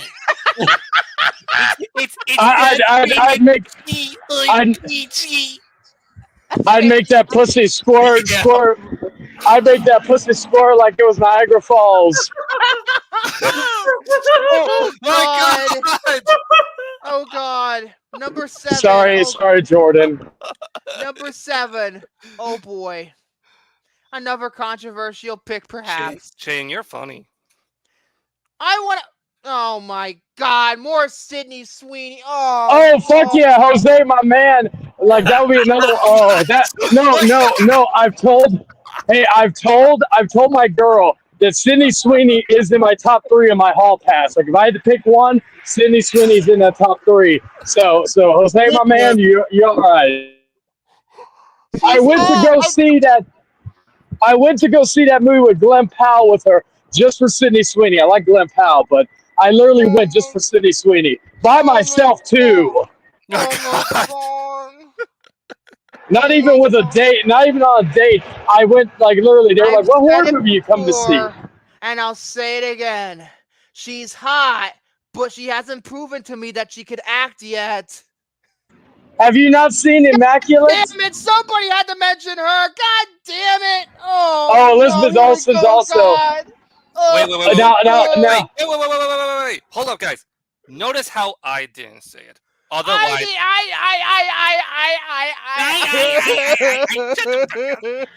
Now I will say though, I'm probably the only one of the 5 of us that has been able to take a picture and touch Elizabeth Olsen. What? Well, I was gonna say I'm the only one of the 5 of us that has been able to meet Elizabeth Olsen and to touch her. So yeah. Again, that whole thing still mentally scars me for life. Don't even mention that shit to me ever again. What? Me meeting Elizabeth Olsen? Oh my God! Stop it! oh my god! God, man. Keep going, Victor. Keep Okay, going. I'm gonna try and keep going. Try. Number 7 is the original Halloween. Yes, I know it's not number 1. What the fuck? What the? Not in the top 2. Top 2. Victor, just for that, I'm gonna send you my picture of me meeting Elizabeth Olsen and tag you in the Renegades. Just for that. Don't do that. Hey, Chaden, I don't know if that's a good idea because you're gonna get on Victor's bad side. Can we get through this list already so we can get to the next topic? Number 6 is Malignant. Oh, hell yeah. Okay, Victor, you've redeemed yourself. I'm not going to send you the picture now. Thank God. I saved the day. Okay. Woo! Okay. Malignant. I'm going to rapid fire for the last top 5, okay? Number 5, the original Alien. Hell yeah. I didn't put Aliens because that's more of an action movie. Hell yes. Thank you. Somebody agrees with me. Anyway, go ahead. Movie. Number 4. Yeah, because go ahead. The Exorcist is my number 4. I prefer Exorcist 3, but okay. Number 3, Jared, it's Dr. Sleep. I just okay. Morgan, Dr. Sleep. Okay, you know what? I don't think she liked the kind of sort of vampires, but you know what? I don't care. I love it. You know what? Still haven't watched it. And plus, Mike Flanagan is Jesus. So I did with Mike Flanagan. Okay, Victor. Just save yourself. Mike He's a Flanagan is my favorite horror filmmaker working today. Mike Flanagan, Oh, that man, almost everything he touches turns to gold. I heard the Midnight Club wasn't so good, but like everything else. That's the only one I haven't seen. I've seen everything else. I still say the best shows, horror shows of the last probably 10 years have all been Mike Flanagan shows. I cannot wait for his new movie, The Life of Chuck. I can't wait for that. I know. And plus, Mike Flanagan is going to be involved in the Room remake. The Room? Oh yes, you're gonna get That's in right, the room. that's right. He plays Peter. That's right. He plays Peter. And by the way, Che and Victor, just to make you happy, I'll be watching Dr. Sleep for the first time on Halloween. Yeah, it's really good. Although, Also, I haven't seen the director's cut. I haven't seen it. The director's cut. Director's cut's good. Although it will be my first time seeing it on Halloween day. Because of a scene near the end with a certain character in a certain room. Don't spoil. And that's all I will say. Don't spoil, Jared. Okay. Don't spoil. Okay. Number 2. Oh boy. Jared, Chayton, I'm glad you're in this room so I can properly fucking roast you. Halloween H2O 20 years later. I do not give a shit about what you feel. I don't care. It is the best other than the original. Y'all, man. And number 1, A Quiet Place Part 2. That I love that movie. Which is the only horror movie, I believe, that I've given a 6 out of 5. Wow. That's the I only actually one. didn't know you gave it a 6 out of 5. That's the only horror movie I ever give a 6 out of 5. Quiet Place Part 2. You literally, what do you call it? You literally said that and it made me glitch out. What was number 1? A Quiet Place Part 2. Wait, that was your number 1 favorite? Yes, because it's the only horror movie I've given, other than that not named Scream, to get a 6 out of 5. Okay, well, as I like that movie, that is too. It's your list. So I'm not gonna, except for H2O. But how dare you say H2O is better than the original? Hell, even Part 4. Anyway, Part 4. Yeah, that mask looks so great in Part 4, right, William? Okay. I love, again, Halloween 4 was my first Halloween movie I saw. Yeah. Uh-oh. Well, did he kick himself out? I didn't do that. I didn't press it. Where's Shane?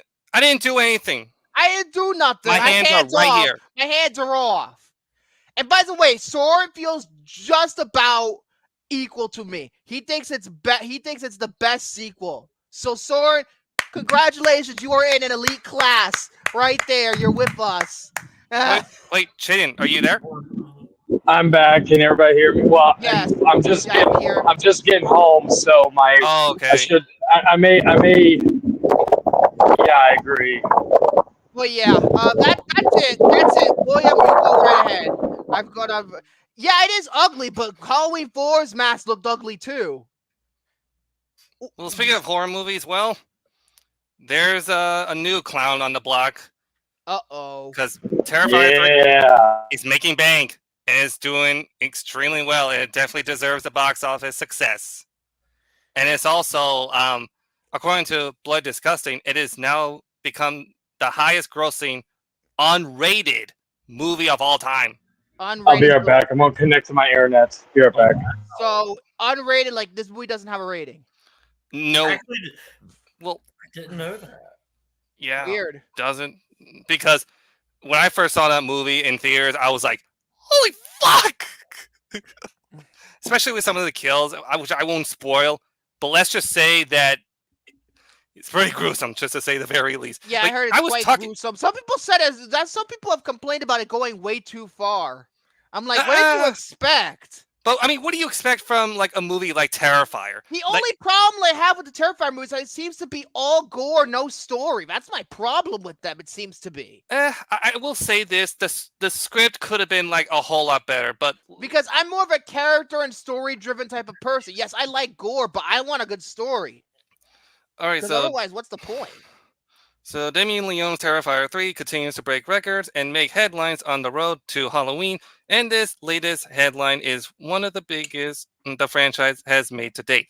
With a worldwide box office of $55.1 million at the time of this article being written, Damien Leone's Terrifier 3 is now officially the highest grossing unrated movie of all time in all caps. Leon tweets, Terrifier 3 crosses $50 million at the worldwide. Wow, after made $50 million? Damn. Yeah, at a somewhat $2 million budget. Because here's the thing. With the first Terrifier, it was very, and I mean very low budget compared to the other two movies that followed it. It's only gotten bigger and bigger, you know? Well, and these are crowdfund, or the second one was No, I don't think crowdfunded, I don't think this one was crowdfunded. I don't remember second ever one seeing was, this though. one was crowdfunded. Yeah, and I there were a good amount of people when I saw Terrifier 3 in theaters. There we go. Oh, there's Shaden. There we go. 1 second. So the director tweets Terrifier 3 crosses... Give me a second. Okay. Terrifier 3 crosses... All right, can everybody hear me? Yeah. Yes. Oh. Terrifier 3 crosses $50 Am I still million connected to with a Bluetooth? worldwide No? box office success, and officially becomes the highest grossing unrated film, even surpassing the highest grossing NC-17 Give me a film. second. I'm having issues with the. All right. What was the highest grossing NC-17 rated film? Was that Showgirls? Because even though it flopped. I mean, Okay. yeah. Okay, I can hear you all.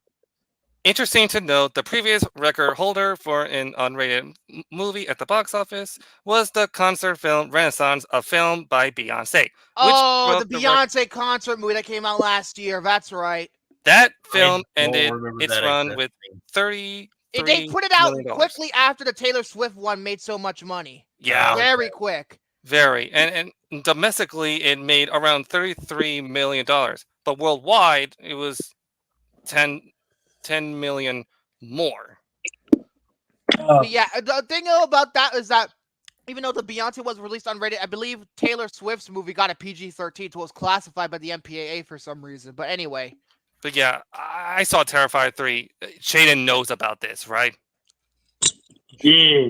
So I was in the theater, and I texted Romy about this, and he actually was laughing because he wanted me to like get to a certain death scene that was like out of this world.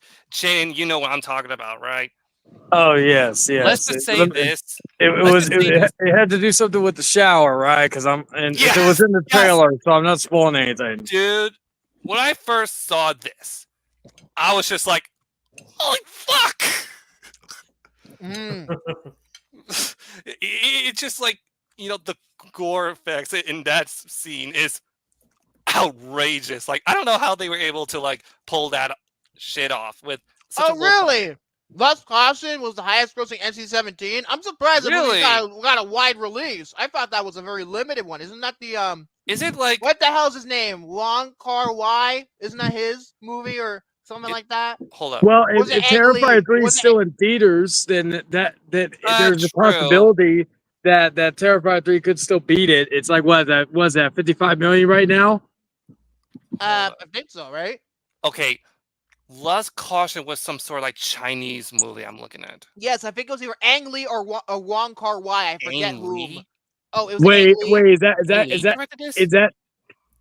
that highest Hold on. grossing in NC-17. worldwide? I mean, I guess according to him, it's worldwide. I'm Because looking at this right they now. may referring to domestically as the highest rated NC-17 or underrated Yeah, movie. it could be because Showgirls made jack shit over here. So Oh gosh, but yeah. I do want to say this real quick. I just want to bear in mind. I know I'm going to be on next week.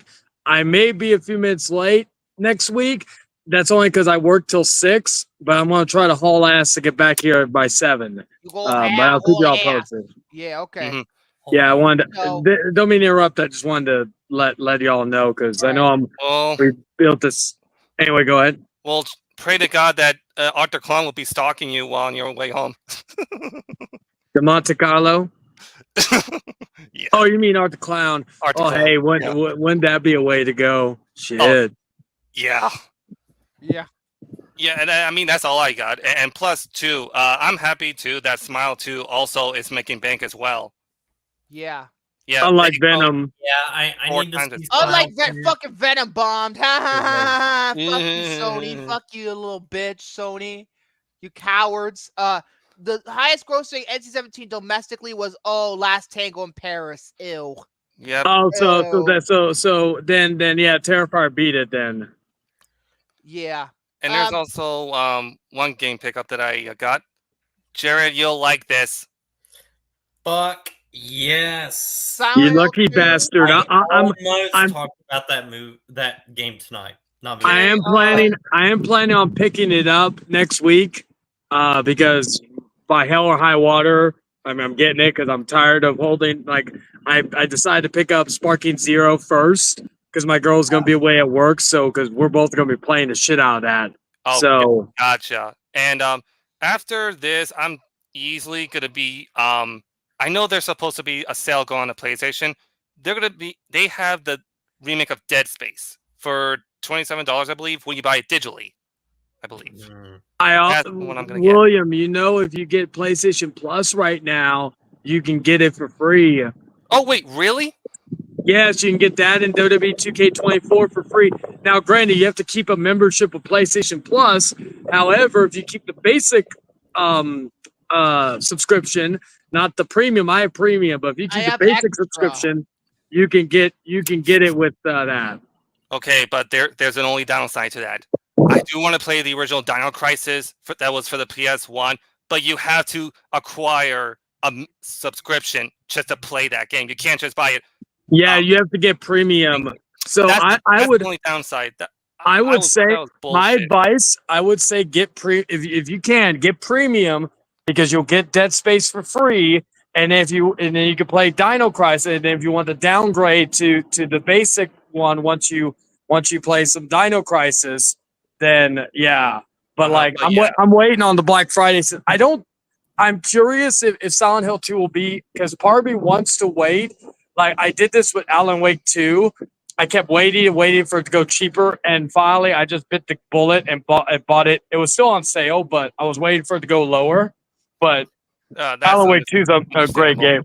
Now, as I was playing the with first Silent Alan Wake right now, so nice, but as I was with Silent Hill, the original Silent Hill 2 is probably my favorite horror game of all time.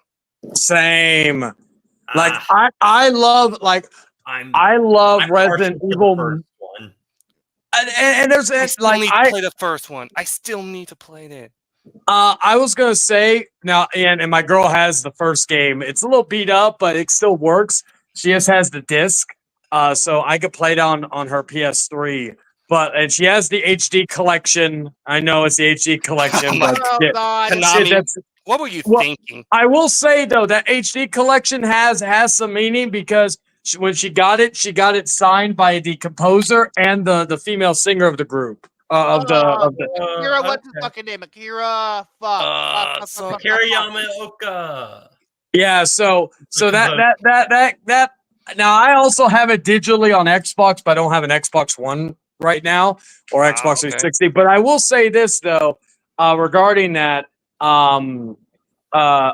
While I love the Resident Evil franchise more because there's more quality games. Like Silent Hill, like to me, it goes from 1 to 4, and that's it. There's some little bright spots, but like it's 1 to 4, and that's basically it. After that, you're kind of cherry picking, right? What is decent, right? I remember the trailer when Downpour came out, and it featured that corn song, and I was looking at the trailer, and I was just like, what am I looking at? What am I looking at? That song never got released. I don't think on Spotify. You go and play. You go and find it on fucking. I'm surprised. YouTube. It's a great song. Shane, I'm surprised they did not release it on iTunes or Spotify. It's a great song. So you know what? Now that you brought that up, because I haven't listened to it in a while, I'm gonna have to go back and listen to it tonight. But that's all I got. What the hell was I gonna say? Fuck! I can't wait for the Silent Hill 2 movie. When is that fucking supposed to come out? I don't know. The only trailer that we have had was like randomly put on X, and then it's like that's it. Okay. I'm surprised they haven't said anything about when it's coming out. I hope they don't dump it to Netflix. That's for certain. I hope they so. don't. I will say, Liz, I love the second. Or Silent Hill 2 is a perfect game. It's and a the masterpiece. remake is just as good in different ways. Silent Hill 3. I think it helps with a more general audience to get some of its themes across better in certain ways. That there's some things that I wish it did better, but I will tell you that I could only play this game in spurts because of how terrifying it is, Silent right? Hill 2 and 3 upset me so much playing them. I think that's why the first game is my favorite, because Yeah, I 2 fucked me up for literally years. put that in at any time and play it and still be disturbed and everything. But you'll be okay. You'll be But I'll fine. be okay. Yeah, you'll be okay. Like 2 and 3 genuinely just upset me to play. Okay, I guess And that's my topics. All right, Jordy, you still there? You still there, Jordy? Jordy. If he's not there, I'll do what I always do and Jordy take boo. his place. If he's not there, I'll do what I always do and take his spot. Hey, Jordy He did say he was gonna be back, so I guess. Jordy Oh, he's back. Damn. I apologize. I just want to get a few things off my chest. One, I'm getting so sick and tired of this, glitching stuff. So if you guys can bear with me, after I do my topic and everything, I'm getting out of this because I am feeling very uncomfortable and I'm feeling very down. So if you guys respect, if you can respect my wishes, that would be I can great. Respect it. I can respect it. I do too. You know you can mess with me behind the scenes after this is over, brother. It's all good, and I appreciate it. Yeah, no problem, man. Get better, Jordy. Yeah, get better. Anyway, so now I'm not physically ill or anything. I know he's not physically ill. I'm just a little bit pissed off with the reception the internet is Trust giving me, I would be too if I was in that situation. Yeah, me too. Look at the Magnolia episode for further evidence. I was fucking pissed off when that whole. Well, hell, look at me coming in this stream. Look at me coming in this stream, and then every few minutes I get kicked out because my fucking internet. We can all relate to that. We can. Victor, don't remind me. Yeah. Anyway, let's let Jordan go ahead. Anyway, one of the topics I want to talk about is what happened to me earlier today at the doctor's office. So it turns out that the tests with the recent kidney stones that I had, turns out that they were all caused by calcium. And calcium. If you don't know what calcium means, it means it's something like dairy related, like milk and stuff. Oh, yeah. Yeah. So, and I'm just giving the audience, something to be educated on if they don't know what it is. So, apparently, because of that, I am no longer able to drink milk. I am not going to ever have any cereal. So, therefore, I cannot, otherwise it will cause another kidney stone. That sucks, dude. Damn. It really does. You're not lactose intolerant, are you? Maybe that's the thing. I think it could be because of pre-diabetic symptoms. Because my parents, they were both diabetic. My dad's still diabetic until he gets the same surgery my mom did. But until then, the only way for me to prevent it is if I lose weight and get more healthier. So that's the only thing that can help me. Okay. And I can relate to that because my family, I'm still shocked I don't have it, but a lot of my family has diabetes. My mom, my grandmother, my grandfather. So, I can relate to you're that. not alone. My grandfather from my dad's side had that too. And I didn't even know my grandfather had it until after he passed. We didn't that was like a secret he kept. He was a very proud man. It was my grandfather on my mom's side, basically the guy, who I call my father. He was a very proud man, so he never wanted to show any. But anyway, go ahead, Jordan. I apologize. Go ahead. It's all good. Anyway, this one right here, the second topic I want to discuss about real quick is something that was reported earlier today, and I'll give credit where credit is due to Chayton right here. We might be talking about it this Thursday on Rant and Rave. If everything goes according to what I need it to go. Hopefully it does. I'm just saying that right now. Hopefully it does. This man is reportedly getting ready to launch a new company. Are you fucking out of your mind? Oh my God. You know what the thing is? He was giving out like a link to to some website where Vince is starting a new company, and I thought, you know what, this can't be real. So I go to WrestleZone, the only place that I believe is my source of wrestling news, and that's legit. So it turns out it's true. It says report Vince McMahon preparing to launch entertainment company. Oh my God. Oh my gosh. Why? It reads, and I quote, Mike Johnson of the PW Insider reports that former WWE Chairman Vince McMahon has been setting up what has been described as an entertainment hub company, which would financially back, develop, and produce movies and television productions per Johnson. Sources believe that there are no plans for this company to launch anything similar to WWE. Instead, it would focus on fiction and non-fiction projects. Oh yeah, like anybody in Hollywood is gonna fucking work with Vince McMahon after what he did. Fucking. Well, two things. One, I will say this. I knew it was going to happen eventually because, again, just how Vince is as a person with his work ethic. I could never, like, he could never, I could never see him not retire, and all that. The second thing is, now, from what I heard, also it is pending. This whole situation will be pending once the lawsuit shit boils over, if it does, which hopefully it doesn't. I hope to God it doesn't.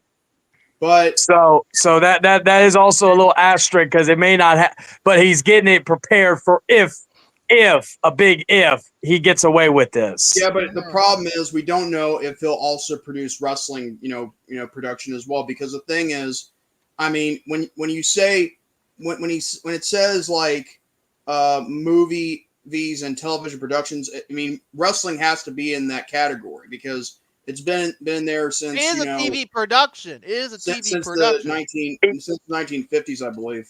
He could make his own version of fucking Lucha Underground and make it look like a fucking film, and all that. Yeah, Let's just look at it from that perspective. That's the thing, though. We just don't know what could happen. But anyway, former WWE names involved in project. Johnson also writes that former WWE employees are already working with Vince McMahon to get the company ready. The idea is officially unveiled when issues are resolved. Former WWE Chief Operating Officer Brad Bloom is confirmed to be working on the project. Bloom has been described as a McMahon loyalist for years. He resigned in May following McMahon's WWE departure in January. That's of this year. Johnson also writes that Kristen Prouty, who had been WWE's Hollywood liaison before she was released earlier in 2024, is also involved. She previously worked as the casting director for WWE's original Diva Search. Prouty became the WWE's Senior Vice President of Entertainment Relations. Vince McMahon resigned from WWE and TKO in January after Janelle Grant filed a lawsuit against him, John Laurinaitis, and WWE, alleging sexual assault and sex trafficking. McMahon denied the allegations, but he remains under federal investigation. He was also named in the lawsuit filed by former WWF Ring Boys who alleged that they were sexually abused during their time in the company. Yeah, this is why I feel like it's not going to work out for him. At least I hope it doesn't because, like, like a guy who has, you're glitching out, Jordy. You're glitching out. Yeah, Jordan, you're glitching out. I was wondering if it was just me. You're glitching out. I'm so sorry. Hang on. Oh, I think you're better now. I think I can hear you clearly. All right. Okay, it sounds better. Basically, when it comes to guys like McMahon, he is known for getting away with justice with the federal government, like during the steroid, scandal and all that. And then there was, there was also the Jimmy Snuka, involvement. I mean, it goes on, and it would not surprise me if he got away, from justice, for this new trial. Because here's the thing, he still has money, and he can still easily pay off Janelle Grant even though, again, I feel like she's a gold digger, even though she can claim she's not, but still, she was with the boss being sexually exploited in more ways than one. I mean, that's just my opinion, but had she come forward sooner and not just take money and then get sexually exploited, maybe she could be, labeled as a real victim, Yeah, I to me though, I just hope that justice is served. I feel like he's gone away with I far hope it too is much, too. far too long. I hope it does too, but I wouldn't get my hopes up if I were you, because again, things like this tend to go south when things like this go on for nearly a year. Yeah. But that's pretty much all I got to talk about now. Hopefully things will turn out for the best, maybe this Thursday or next week. I I'm hoping apologize to. in advance. Mhm. But Yeah, we'll at the end of the day, I'm not, depressed. I'm not, angry. I just know I'm having internet issues that needs to be resolved. So whenever that gets fixed, I will let you guys know as soon as possible and update. But hopefully, not too soon or too late. But either way, Yeah. anyway, you guys have a good night. I'll see you guys later. Okay. All right, take Hey, care, Jordan. I hope everything's good for you. Yeah, poor let me kid. Poor switch. kid. I'll put you up on the top. Put Ooh. moving on the bottom. Yeah. Okay, Chan, you wanted to talk about anything before we head to the review? Because this might take a while because I'm indulgent with screams. Yeah. Yeah. As far as like any like updates, like I mentioned this yesterday on my stream. I am going to be hopefully plan to do a live stream every night at until Halloween, just doing horror games. I got actually, while we're talking, I may actually look at what I may do in terms of a horror game I'm gonna stream, because I was thinking about doing Evil Within 2. Oh, okay. Fucking love that game. Never played those games. I never played Yeah. them either. Never have them. Yeah, they're great. I like the first one too. Like, Yeah, both of them are great, but the second one, it like every issue that the Evil Within 1 had was basically fixed in Evil Within 2. And so, but I still loved Evil Within. But in terms of that's one I'm thinking about playing. Like I'll be doing this until Halloween. I did Dead Space last night, so I'm like I'm waiting for the fucking my game library to pop up. Son of a bitch. I just booted it up and it's like it won't let me do it. What the fuck? Anyway. Okay, there we go. Okay. Come on, go to a game library. Thank you. All right. So now go down. All right, thank you. All right. So I got The Last of Us Part 1, I got The Quarry, Silent Hill, The Short Message. I may do that. I got almost all the Dead Rising games. I still need to get Dead Rising Ultra Deluxe Remaster. Days Gone is another great one. Dead Island 2. What's some other ones I got? I could also do Undead Nightmare for Red Dead Redemption. So I got a good amount of ones I could choose from in terms of like horror games right now. So I actually because I'm not gonna probably stream too long tonight. I'm trying to find something that maybe I'll do that's not too much straining. I'll probably stick with Evil Within 2. Like I said, I'm probably just gonna stream about an hour. Oh, and then Callisto Protocol. You know what? I may do that tonight. Possibly because Protocol, aka the one where you can't beat the game unless you have the DLC. Stupid. oh yeah, and that DLC Are you was serious? that ending was awful. Like should I spoil it? Basically, No, what I don't think you should, because I haven't Yeah. played it, so I won't, because all I was gonna do is give a movie reference. But yeah, like if I give a movie reference, if everybody's seen the movie, then it'll probably give it away. But I may do the Callisto Protocol tonight, only because of the fact that that it would go in well with Dead Space, since it's from the same people, and then I'll do maybe Evil Within 1 and 2 for the final 2 days. So yeah, that's gonna be the plan. And then I am planning on taking a week off after election. I'm doing like a lot of political canvassing right now. That's what I've been doing. So like that's been taking up a lot of my time. So once I'm done with that, which will be on election day, I'm planning on taking a week off. So I'm going to try to do some stuff on David's channel more, at least for that week. As far as anything else goes, I've not seen really any new movies outside of Terrifier 3. I did see VHS Beyond. That one was really good. Is that the one where what the fuck? Mike Flanagan's wife directed the Yeah, segment. and I loved her, like her, and he wrote it. He wrote the script. I think co-wrote it with her. I thought that was really good. I'm actually wanting to see what she does if she does more as a director, because she actually her husband's her Fucking husband's legend. skills have rubbed off on her. I really enjoyed the that movie or that short. Also, there's a great short with that's like a ode to like Resident Evil, if you will. I think it's the first short that comes in. That was probably my favorite one. I enjoyed all of the segments. There's also one that was, I think, written by Justin Long and directed by his brother, which had I'll say this had very Tusk vibes to it. So the Kevin Smith movie. I love Tusk, so like I'm actually a Kevin Smith fan, but I haven't gotten to Tusk. I heard it's very divisive. I'm not saying a word.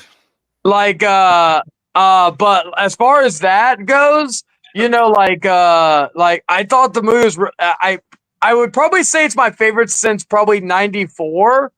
I think that was the one that kind of revitalized the VHS franchise. They're doing an 8th film, and I'm loving. Like, I will say this: Shudder has been the king of reviving, like, either old series or like whether it was Joe Bob Briggs, fucking they're continuing on the Creep series. Of course, they did Late Night with the Devil. One of the best horror films of the year. Which is now on Disney Plus. If you don't have Disney Plus, no shit. It's on with the Hulu bundle. It is on Disney Plus. Yeah, I need to I'm gonna next week. I'm gonna resubscribe to my Max, Hulu, and Disney Plus combo. I saw it when I was looking at Disney Plus. I was watching 911 recently, and I saw Late Night with the Devil got added. So. So that was a really, like, if you like anthology films, I highly recommend it. I would like I said, the one I was most interested in seeing was the Kate Siegel, I believe her name is. Yeah. Her movie, because again with Mike Flanagan's and I really enjoyed her and all Mike Flanagan's work. So it's not like Paul W.S. Anderson, Mila Jovovich. They're actually good when they're working together. yeah, it's crazy, but yeah, like I recommend it. It's on Shudder right now, and Shudder is super cheap. I think it's like $7 a month. And you can get it with AMC Plus and get more content. Yeah, I did that when Interview with the Vampire Season 2 came out. Because I really don't use AMC Plus, but like whenever one of the new Anne Rice stuff comes out, I can't wait for fucking Season 3. Lestat, baby, the Vampire Lestat's finally getting a proper adaptation. I still see the second season. I'm excited. I'm sticking with the movie. Oh, you're biased because of Kirsten. I don't care. Well, I will say this though, as someone who loves the original movie and loves basically the first half of Queen of the Damned, I have been wanting. And this is not a spoiler because the trailer is out already for like a little tease for Season 3. Like I've been wanting for years for them to do a proper adaptation of the Vampire Lestat, and they're finally doing it. I can't wait. They're doing Queen of the Damned. They're remaking Queen of the Damned. That's what you're trying to say. They're going to do Queen. Like the original plan for Interview with the Vampire was they were going to do Interview with the Vampire Season 1, and then Season 2 was going to be about the Vampire Lestat, and then 3 was going to be Queen of the Damned. But then they extended the Interview with the Vampire to 2 seasons, and now they're doing the Vampire Lestat. Who knows if they're going to extend that to 2 seasons? Maybe they'll do 2 seasons of each book, each one, because we also have the Mayfair Witches, which I really did enjoy. That one. And I want more. What, the Mayfair? Yes. That's coming out in January, I believe, season 2. That was the first, like, in terms of like Anne Rice's like books with the Mayfair Witches and the Vampire Chronicles. The Witching Hour was the first book that Dad read, so he's pretty excited. Yeah, like no, so I'm very much looking for like season 3. Hopefully, will be coming out like next year.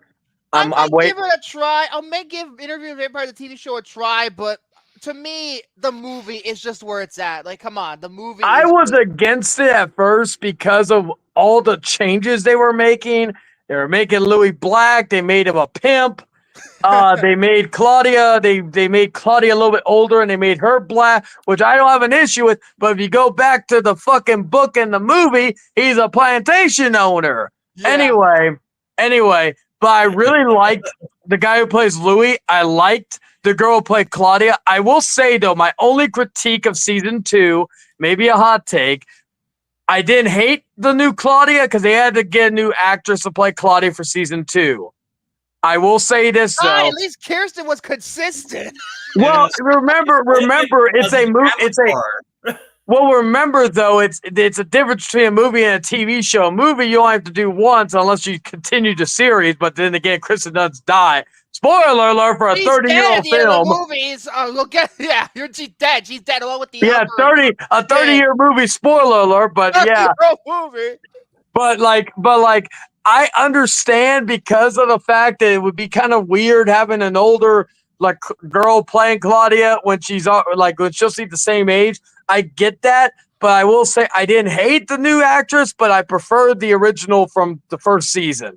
I thought she was the biggest surprise. Like as far as, but Sam Reed, like this season will basically make or break to see if he overtakes Tom Cruise's Lestat. Because he's that damn. Then again, Tom Cruise, I'm a bias because Tom Cruise is my favorite actor. But I love Tom Cruise's Lestat, but like I will say though, he like Sam Reed, like he's great, and I will give him this over Stuart Townsend because I did not hate Stuart Townsend as Lestat. Townsend. I did not hate Stuart Townsend as Lestat, but I will say this though, the one thing I will say is that Sam Reed sings his own music. They have a song out. Okay. Now it's on YouTube. It's not on Spotify yet. There's actually one song that's on Spotify, but there's this new song from season 3. It's basically a jazzy 80s because they're going for that 80s style glam rock look for Lestat, like in the book. Even though it takes place in modern times. So it's not going to be new metal anymore. It's not going to be new metal. Well, even though I love the Jonathan Davis music, I like sue me, but I will say though that the song, what was it called? Long Face. Anybody who follows that show or doesn't know, go on fucking YouTube, search Long Face by Lestat, and it should be the first thing. It's a pretty damn good song. I love the part when he says, "Give me some face." And he says, "Here come the gays, here come the fears." Because again, they more go into the relationship between the homosexual relationship between Lestat and Louis, which again I had no issue with because again it was in the damn book. They had to censor because it was 94. It was a conservative time. Yeah, like some people may not like it, but I see, and. Like sometimes I get opinionated on certain things, but I will always say this is the one time I implore them to do it because it was in the damn book. It's not just there just to push an agenda. At least they have a point about doing it. They have a reason for doing it because it's in the book. It's not like, this is work. It's like they did it for a reason, So yeah. Was he glitching? I think you might. Who, me? Oh wait, no, never mind. I was messaging my girl actually. That's why. So anyway, I guess we'll take a break, and when we come back, gonna be the most obnoxious little shit on the face of the planet. You thought I was? He's gonna be fangirling all over. Yeah, I'm gonna throw in my his jizz is gonna run all over William because he's right below him. Oh God! Oh jeez. Okay. Oh jeez! In the most Too much information. All right, we'll be back. Aw, Mom, you still clip coupons. Well, it all adds up. That's sweet, Mom. In honor of your thriftiness, I'll serve 2 croissant sandwiches for just $3, made with fresh egg, sausage, or our new hickory smoked bacon and melting cheese. You're such a good son. I'm so glad you dropped by. I love coming home, Mom. Patty, call the doctor. It's been more than 4 hours. Hi, Jack. I gotta go.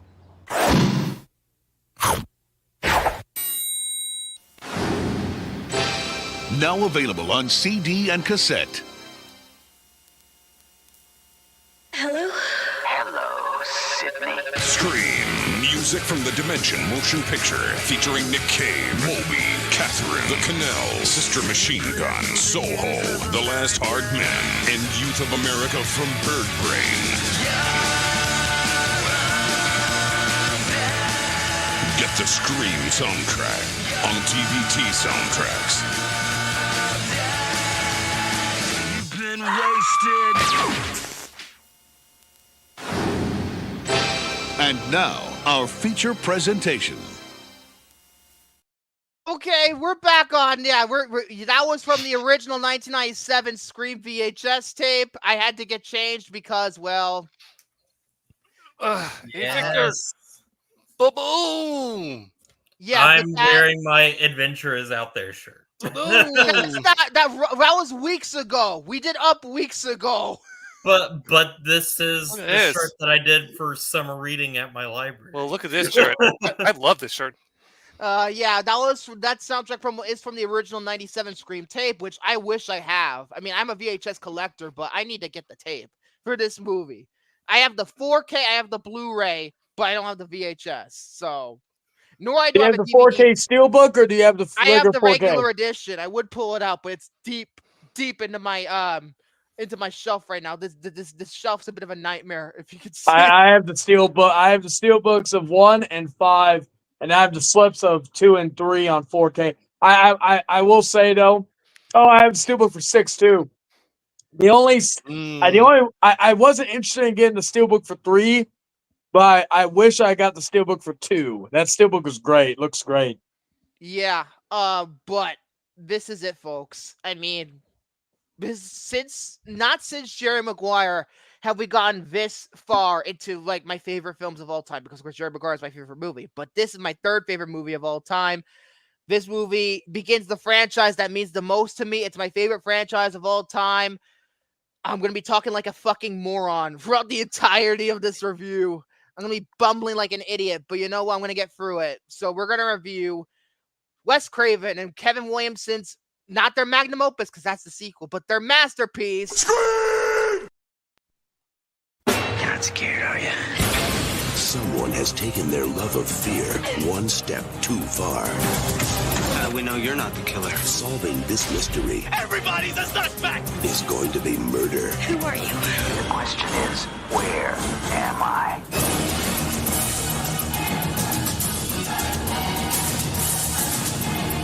We all go a little mad sometimes.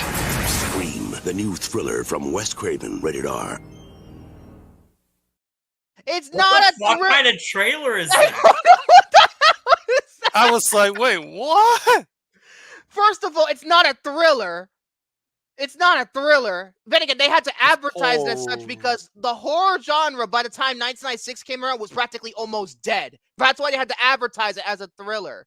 And number 2, I thought the legendary marketing campaign was centering around Drew Barrymore being the main character. But no, this TV spot made it obvious Sydney's the main character. So I've been lied to this entire time. I've been lied to. You liar. Thank you, Miramax, because you fucking suck. But yeah. If you talk about part 4, even though I still think the first one's better than part 4, part 4 was my favorite. He's talking about sequel. Scream 2. He loves. Again, Scream 2 is my 2nd favorite film of all time. I've already made it clear several times.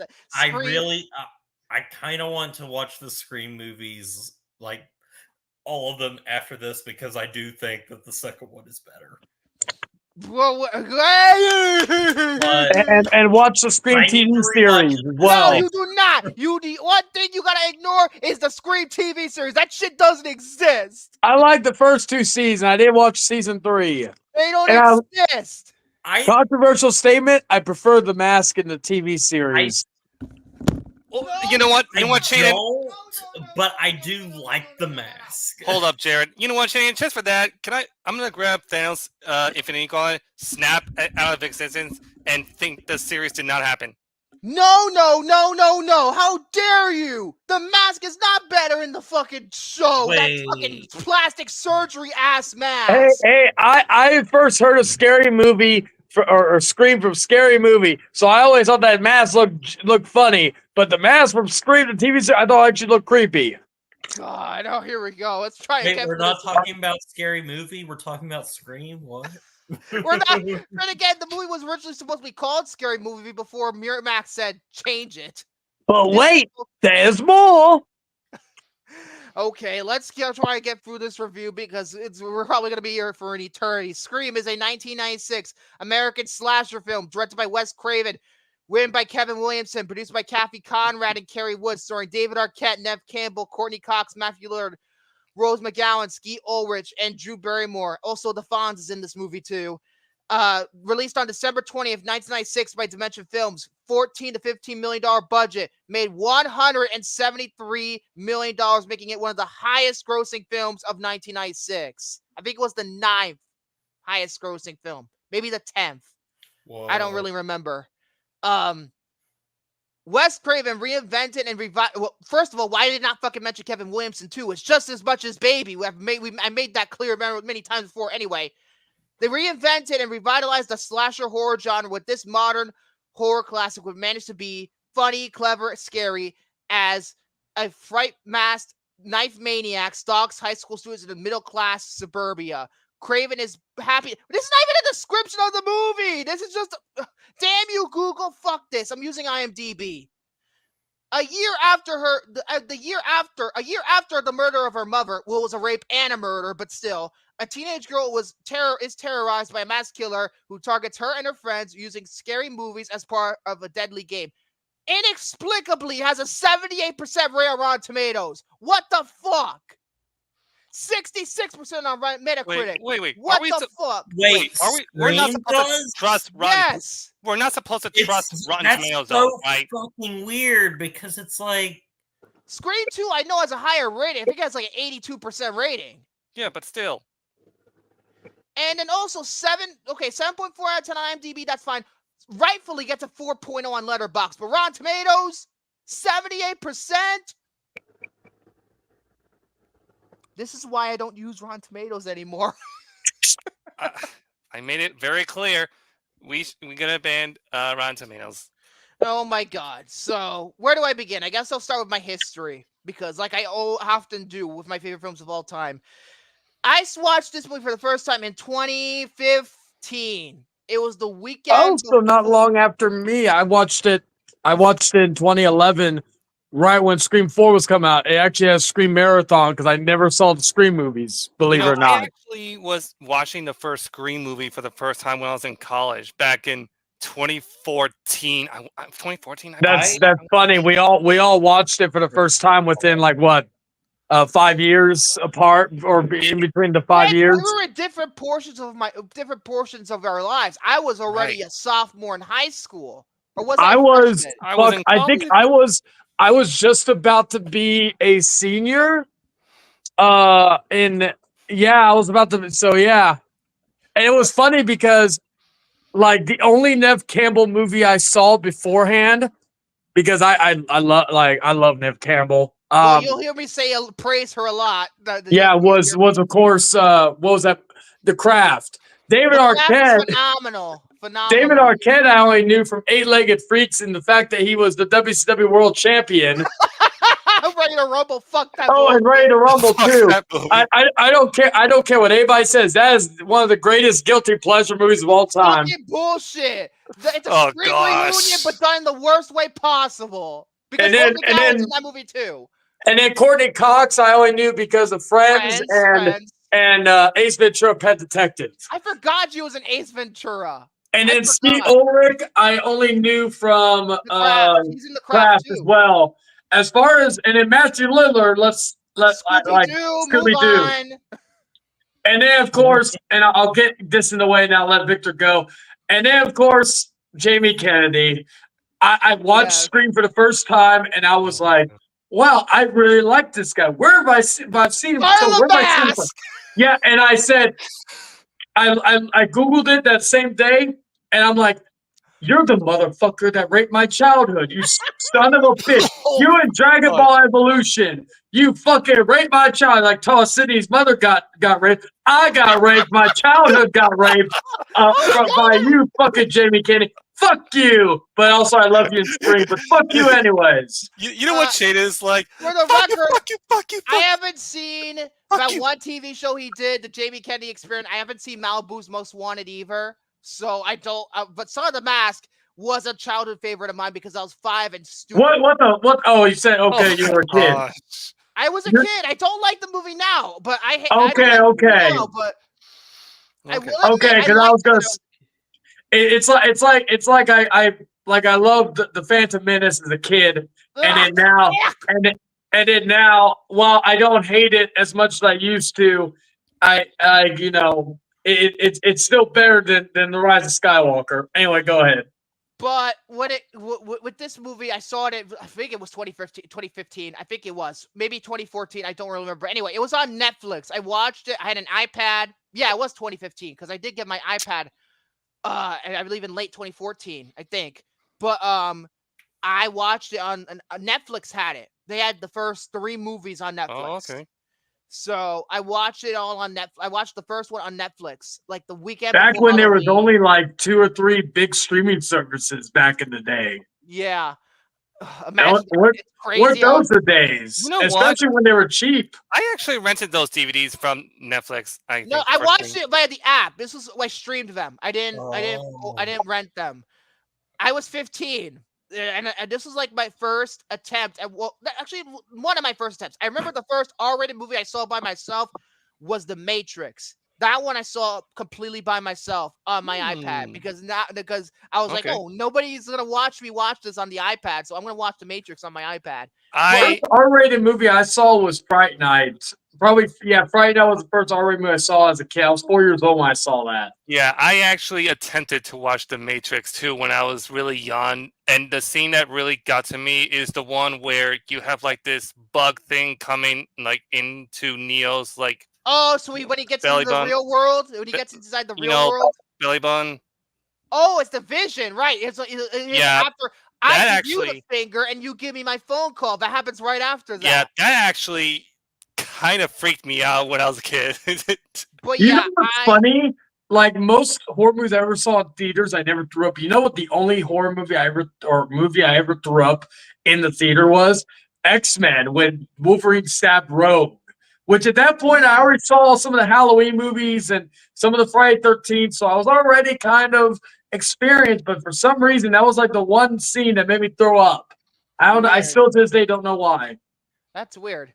But yeah, I saw it and I fell right in love with this movie. Of course, I'll get to my story about Scream 2 another time because Scream 2, I have even deeper love with it, but this started the franchise. I'm going to take things one at a time because if I go into Scream 2, I'm not going to fucking stop. You think I'm going to go crazy today? Watch when Scream 2 comes around, I'll be even more insane. Wait, will you be like, since you're reviewing the things, you don't review, of course, you all don't review shows because I would have been like, dang, if you could only review Scream, the TV series, to get there. Oh, jeez. Hell no. Not going to let that happen on my power. No. Nope. So, yeah. I'm off to debate Victor one day, and I'll have to beat him in a debate, and then the condition of his defeat will be reviewing Scream, the TV series when he gets to that point. It may be in years. It'll be called the television panel podcast. A special spin-off. We already tried to review 24 on here at one point. It didn't really work. Wait, so you have done okay? So you can still keep the Popcorn Panel podcast. All right, Popcorn Panel podcast. Scream, the TV series, coming in 20 we or didn't 2030. review it. We watched it. We didn't review it, but we reacted to it at one point. I wanted to make an experiment, but no, it didn't. We only got to the end of season 1 and we stopped. Yeah, I remember that. But with this movie, what I love about it, of course, it isn't Scream without the meta commentary. It really isn't. That's the DNA of this entire franchise. And it is so smart. It is so funny. It is so clever, yet so utterly terrifying at the same time. You know, I will say this. If it wasn't for, the first Scream movie, meta horror would not even exist. Yeah, and then of course this movie was so successful that it launched a bunch of copycats. Urban Legend, including Halloween H2O, which sucked anyway. No, it's my turn. My turn. Urban Legend was good. Urban Legend was good. No, it was not good. It was horrible. Guilty pleasure. It was better than I Know What You Did Last Summer. What? Urban Legend is a guilty pleasure. Urban Legend sucks. I tried watching it. I tried to do a commentary, like a live reaction commentary to I Know What You Did Last Summer from July the 4th a few years ago, and I just couldn't get through it. And I've seen the movie, and I like all the actors in the movie, but I just never. Do you like the sequel better? I understand. I'll understand if you like the sequel better. I mean, I like the sequel too, but I do prefer the sequel, but still not. I Know What You Did Last Summer was never a friend. Like I never saw the third one, which I heard is. No, we don't talk about that. Yeah. I will say this. Coming out soon though. The third movie, the real third movie. I will say this. I am curious about about this new one. I think the title's called "I Never Forgot" or I'll never forget what you did last summer or something. That's better than calling it "I Know What You Did Last Summer" again. Thank God they actually went with a different title. That's from my understanding, because I was looking at IMDb about the upcoming movies, and that is the title that it shows on IMDb. I'll take it over calling it "I Know What You Did Last Summer" again. Yeah, yeah, and I think I'll never forget what you did last summer. I will say that's probably the best one they could do. Like in terms of keeping it with the theme. But I will say that as someone who's not the biggest fan of I Know What You Did Last Summer, like the series as a whole, I will say though I am partially looking forward to it. It ought to be better than the fucking TV show that they tried. I never even saw. You know what's funny? Apparently, they just turned it into basically they were fucking like the same old bullshit like before. They were just fucking each other. Well, every once in a while, the killer breaks loose. That's what I heard about it anyway. And that shit's fucking. I'm sure Scream the TV series was better than I Know What You Did Last Summer the series. I'd rather just jump off a cliff than watch either one. I Know What You Did 30 summers ago. That's funny. Okay, that was funny. That was funny. That's good. But yeah, but speaking of, I don't know how it got. Oh, The Faculty. Wasn't The Faculty another Scream kind of? Well, Kevin Williamson wrote The Faculty, if you remember, but I don't consider it a Scream knockoff. It's its own thing. It's like more. Yeah, The Faculty's great. I love The Faculty. I will say though, the 90s were for longest time was my least favorite decade of horror. But I've watched certain movies over the years that I never saw. New Nightmare was the only Nightmare movie I never saw. Fucking Halloween 6, John Carpenter's Vampires, which to me is criminally underrated. Oh, so the 90s, I used to be one of those guys who didn't like 90s, and of course one of my all-time favorites, Candyman. So I will say, as someone who for longest time was like, what are the best horror movies that came out in the 90s? Scream, that's it. But now I'm like, okay, the 90s actually had a lot of good horror movies. So yeah, particularly the late 90s. I wouldn't say the early 90s. The early 90s was just rough. That was just rough. The early 90s had The Craft. It had Candyman. No, that was 96. Craft was 96. Really? Yeah, it was 96. Really? I didn't. Okay. Candyman was, what was it, 92? Yeah, it's 92. 92. And then, of course, we can never forget one of the all-time great guilty pleasures, Texas Chainsaw Massacre: The Next Generation. No. Jeez. That's a great guilty pleasure movie. I don't care what anybody I will fucking say, says. the one in the early 90s that wasn't so bad, it was pretty good, was People Under the Stairs. That was not bad. That is actually underrated. That's not bad. Yeah, that one was good. Wasn't Stir of Echoes, or did that come out in the early 2000s? That came out in 99. 1999. Okay, yeah. so that one, okay, Stir. So yeah, the late 90s more so. But like I said, I know Victor and me will go back and forth, but like I said, H2O, I just wasn't. I know what you did last summer. I just, like, most of the Scream copycats, and again, my issue with H2O is that they Screamified it, which I don't have an issue with. They do that, but not in my Halloween. I don't care. They did it perfectly. They did it. The Sword that's called it the Screamified. second best Halloween movie, so he's not alone. He's not alone, baby. And also William could defend me as well, obviously. Damn it. You know what I should have done? I wish I was on my laptop. My topic should have been all my Halloween films ranked, but we'll save that. Maybe if I make a Crash Rant and Rave on Thursday, I may do it on that one. The people versus Chayton over Halloween H2O. Oh yeah, because like, believe it or not, H2O is actually I think it may not be the worst. I think Resurrection takes that spot, but I think I have it. Rob Zombie's Halloween 2 Rob Zombie. I think it's like at the bottom is Resurrection, next to is H2O, and then after that is Halloween 5. Yeah. So I prefer Halloween 5 over H2O. I know. Come fight me, everybody. I'll tell you why you're wrong. Oh dear. So I guess I'll start with the backstory about how Kevin Williamson got this made. He was a struggling screenwriter in '94. He had just sold what would later become Teaching Mrs. Tingle to another studio, although it didn't get made until '99. But he got the influence from watching a documentary about a serial killer, and he also had a nightmare that was inspiration for the opening scene. Then he sold it to Miramax. Well, it was a bidding war. Morgan Creek, Paramount, Miramax, Oliver Stone even wanted to do it. Universal wanted to do it. So they sold it to Miramax. And, the Richard Porter, who was the head of development at Dimension, which is, of course, the horror genre division of Miramax, expected a stupid spoof, which was pretty much the Scary Movie, the Wayans Brothers movie, but he was drawn in by the opening scene, and he recommended Bob Weinstein pursue the rights. And so Bob Weinstein bought the rights to the movie. So, yeah.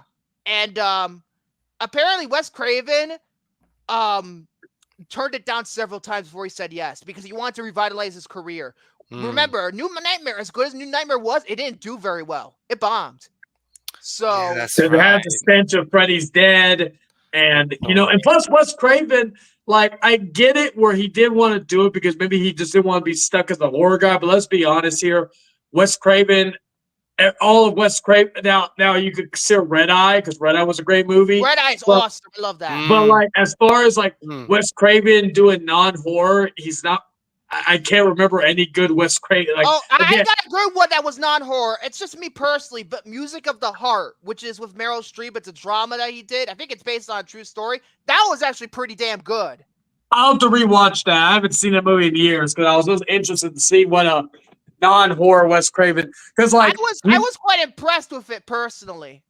Because he's not like Sam Raimi, who Sam Raimi could do. He's versatile. Sam Raimi can do anything. Yeah. Now, granted, Wes Craven also does not have. He's not just hit after hit. Let's not forget My Soul to Take. Oh, My Soul to Take. That's how I feel. Which is his second to last film, if I'm remembering correctly. Yes, it was the second to last. And also, thanks to Wes Craven being on board, apparently Harvey and Bob Weinstein wanted to cut several parts of the script out, but Wes said no, keep it all in. So Wes is to thank for why the gore stayed intact. Mm-hmm.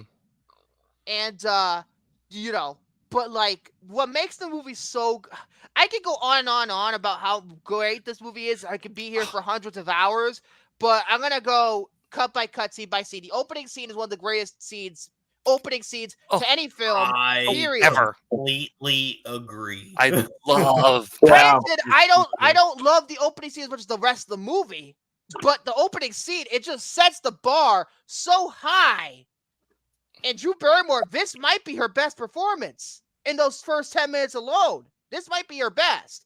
I'm going back and forth between this and E.T. in terms of her best performances. It's funny that, we were talking about Drew Barrymore is that apparently she shot all of her scenes in the first 5 days of production. And then she was supposed to play Sydney. Yeah. And I think Neve Campbell was supposed to play Casey. I think that's how it was. But she was like, Drew Barrymore herself said, maybe this would be scarier if I played Casey. And Neve Campbell got the role. And that's the role that made her a star. Yes, I know she was on Party of Five with Matthew Fox of Lost fame. But, Party of Five was very successful. But this is the role that she will forever be remembered for. Oh, yeah. And she also, what's funny is that she also insisted in shooting all of her scenes barefoot because, apparently she doesn't like wearing shoes. Weird. Who? Neve Campbell? Drew Barrymore. That's why her part was so brief that she doesn't want to wear shoes, which is kind of weird. Kind of weird. Hopefully it's not like Quentin Tarantino type. Oh no, not with that kind of foot fetish. But yeah, that scene is just so iconic. I mean, that whole thing. Bitch, if you wear it one time, cut you like a fish. Like I can say,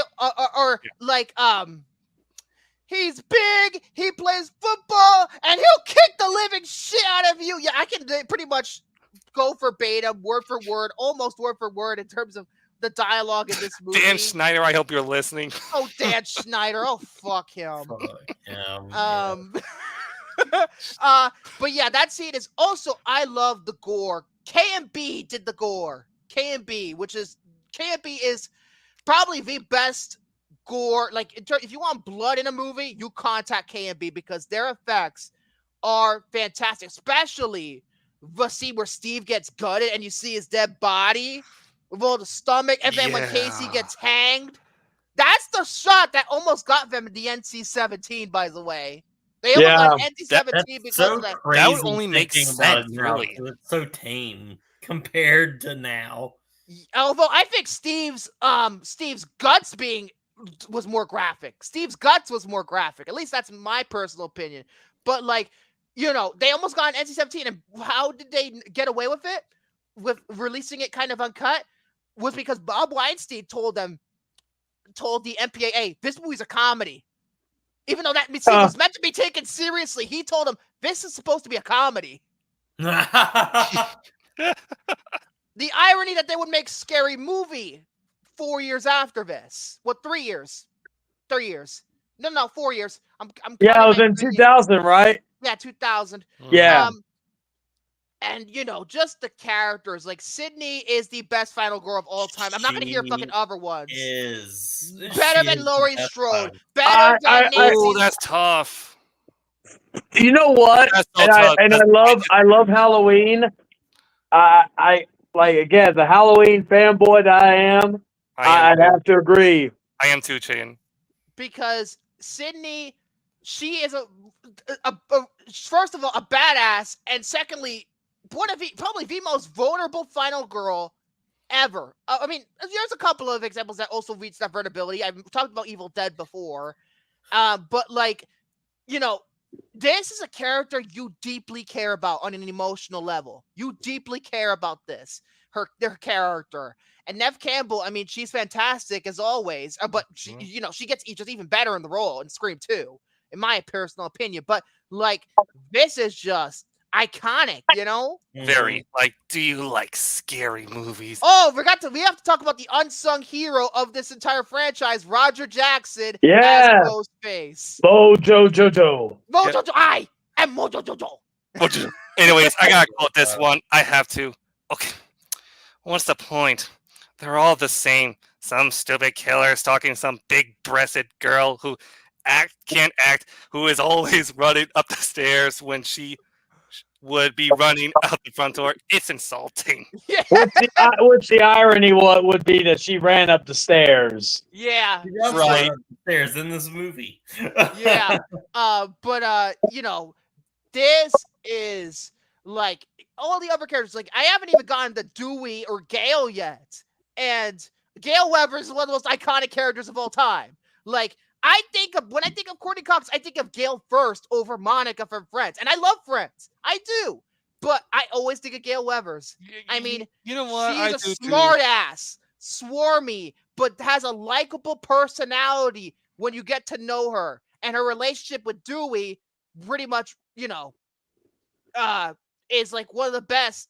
I mean, it gets even further in the sequel. Okay, I gotta stop mentioning Scream 2 or else I'm gonna go into a fucking funk. Otherwise, he'll go apeshit. Like, I love that scene where after Sidney gets out of the police office and Gail's like, I'll send you a copy. Bam! Bam! Bam! Sid, super bitch, as Tatum said the scene right afterwards. Yep. I just love that scene, and I love how they call back to it several times in Scream 2. Scream 6 is probably the best version of that scene. Yeah. I will say though, I love David Arquette, but I will always say, after Scream 1, I really didn't care for his character until Scream 5. No!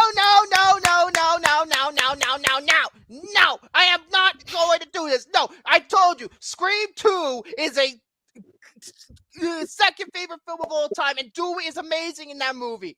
He's Scream amazing. 4, if I ranked Scream it, 4, he didn't do anything. Scream 4, he didn't do shit. I agree. Scream 4 though is better than Scream 2, and Scream 5 is better than Scream 2. There, I said it. No, I mean, Scream 5 is not better than Scream 2. Scream 4 is actually my least favorite. It's my least favorite. How dare you? Same here. How dare you? Thanks, Harvey Weinstein, for fucking up the Alliance. third act. The Alliance, Victor. The Alliance. It's all about alliances. It's all about alliances tonight. Yes. Whose side are you on? You know, like, I love Dewey. Just, he's such a relatable character. He really is. He's relatable to all the outsiders. Gale, I've already mentioned Gale.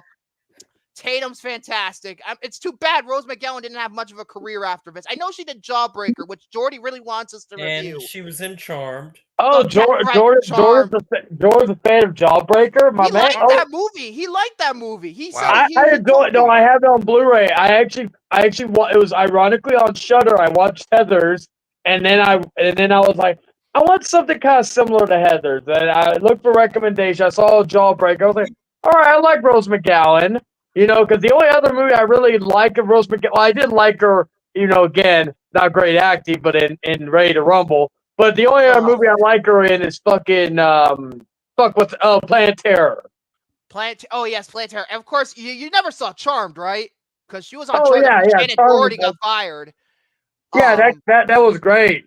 You know, I've never seen Charmed, to be honest with you. I've never seen it. How dare you? No, actually, I'll take that back. I've only seen the pilot, and that's it. I've only seen the pilot. Well, and she wasn't in the beginning, if I'm remembering correctly. No, remember, Shannon Doherty was the lead originally. Yeah. And then she got fired because Aaron Spelling was, couldn't deal with her bullshit anymore. She was fighting with Melissa Milano all the time. That's when Rose McGowan came in the 4th season. They had to kill off Shannon Doherty to bring in Rose McGowan. So, other than that, she hasn't really done much. It's too bad. Thanks, Harvey Weinstein, for fucking up her career. Thanks, asshole. But yeah, she's really great. Matthew Lillard as Stu, there's no other person perfect to play that role other than Matthew Lillard, because he lacks all subtlety. He's a goofball. He's perfect. He's perfect in his movie. He's like one of the best examples of a goofball. And of course, we all relate to Randy. We all relate to Randy. There's always a Randy in our lives. Mm-hmm. Of course, Jamie Kennedy, he's fantastic. I mean, I already mentioned the everyone's a suspect scene. But even the scene about the rules of a scary movie, which is I could pretty much recite word for word. I'll be right back. Oh! But yeah. And yeah, I know a lot of people think Sue survived the TV, but you know, they can't do that storyline anymore because of the whole Melissa Barrera situation. I think they wanted to take that further, but now they can't. They have to They go back. could still do it because of Nev Campbell coming back. He has more of a reason to go after Sydney than he would Melissa Barrera. True. You have a Like point. so like and just because they like they really like honestly they can't pretend Scream 5 and 6 didn't happen because Guy Busick's writing it, so of course they can't ignore it. yeah, and plus, like, because then if that's the case, and they got to bring back David Arquette, you know, and all that. I will say I didn't hate Scream 6. My only issue was besides them everybody having plot armor. I still say that they should have. I do agree with that. Not enough people died in that movie. I'll give. Yeah, I enjoy. I don't hate. I rewatched it. I don't hate it. But like that, and also I was pissed that basically Gail is now the new Dewey, where she gets stabbed multiple times.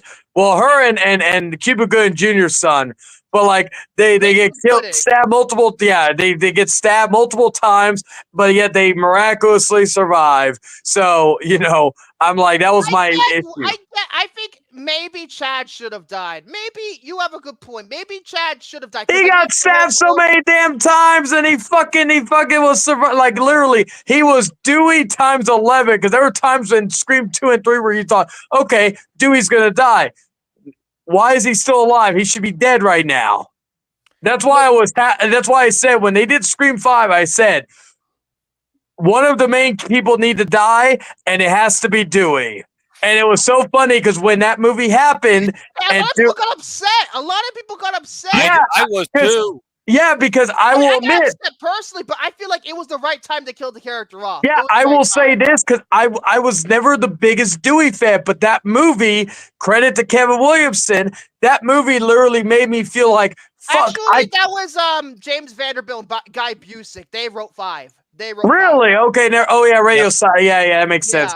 Anyway, so like when they did that movie, I was like, damn, I'm really liking what they're doing with Dewey. I'm loving his character. And I was like, fuck, now I don't want him to die. And they're like, fuck, they killed him.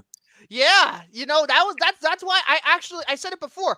Even though I love 6, it's like the second best movie of last year, but I think Scream 5 is actually better. Thinking about it, I agree. I like that's just personal, but like I still love my least favorite. It would be Scream 1.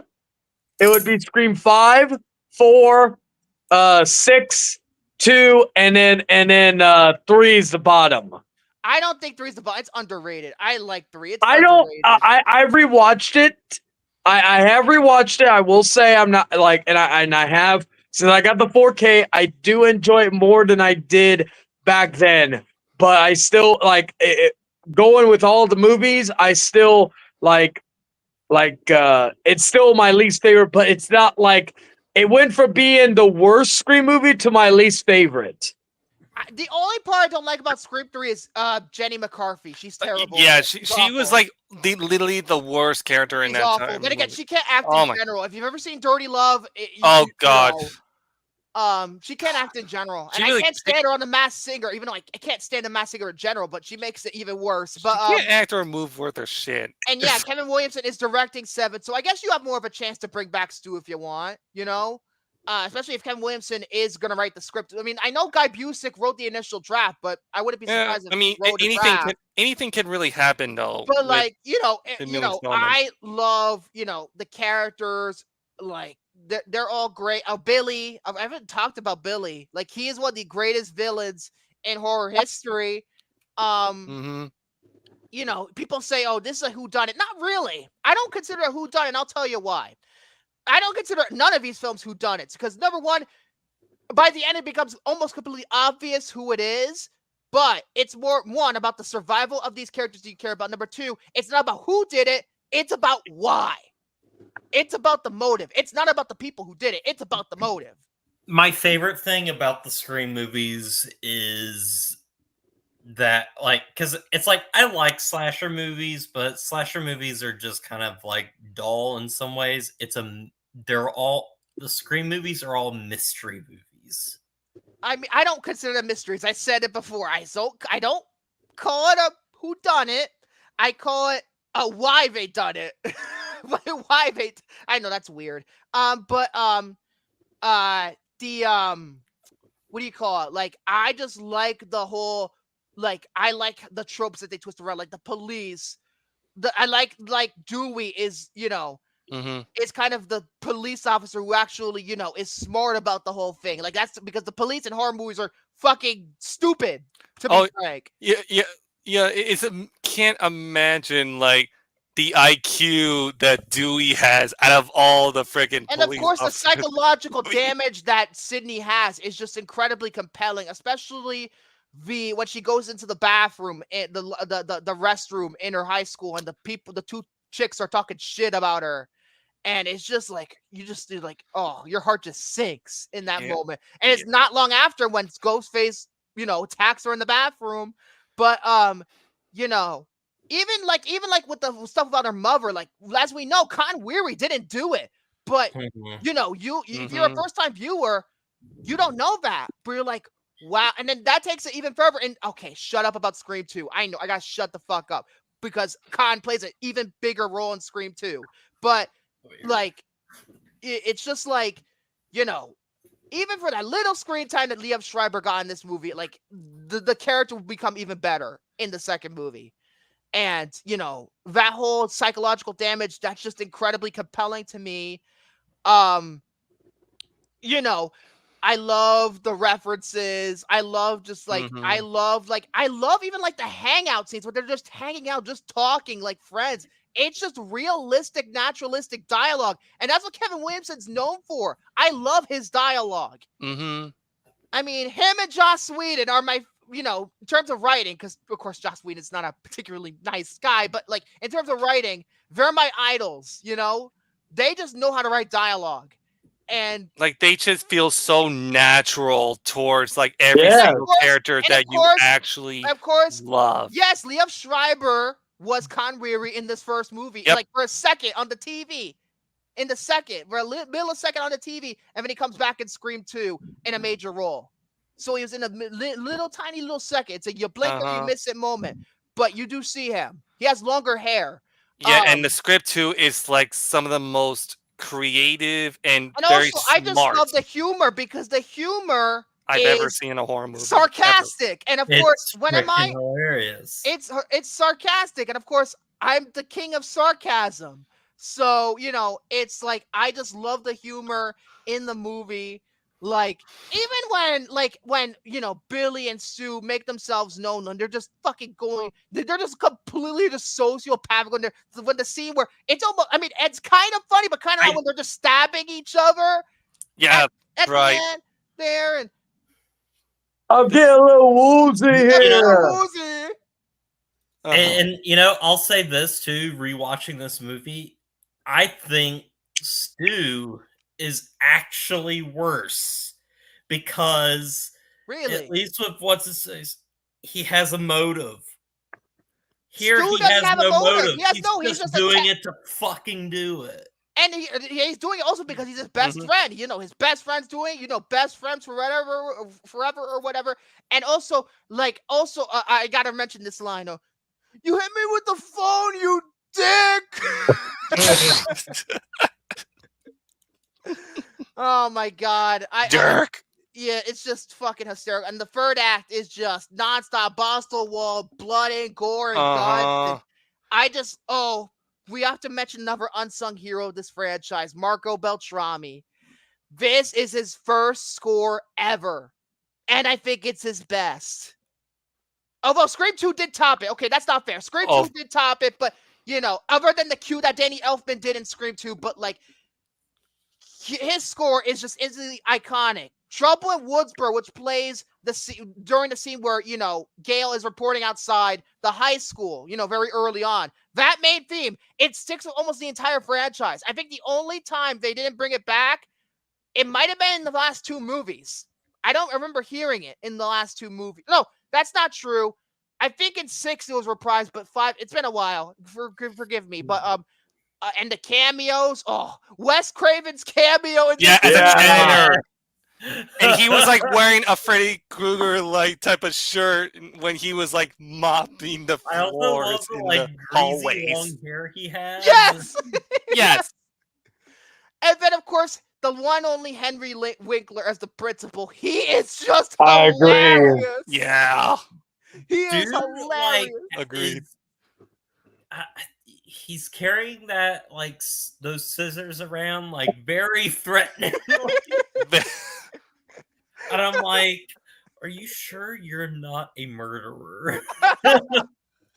Right. Oh my god, it is so funny. But yeah, like it is just like it's a perfect movie. It's a perfect movie. The editing, there's not one scene that needed to be cut. The cinematography done by Mark Irwin, who also shot one of my favorite movies of all time, favorite comedies of all time, Dumb and Dumber. Yeah, hell I love Dumb and Dumber. I do too. The soundtrack, I played the commercial for a reason. I mean, come on. You got Bird Brain, Dana. Of course, Soho's cover of Whisper to a Scream that ends the movie. It's just one of Gus the best. Black's cover of Don't Fear the Reaper, which is great. Yeah. Yep. Listen, that was Alice the Cooper. only note that I took for this movie. I was like, sad emo, Don't Fear the Reapers from Scream. Awesome.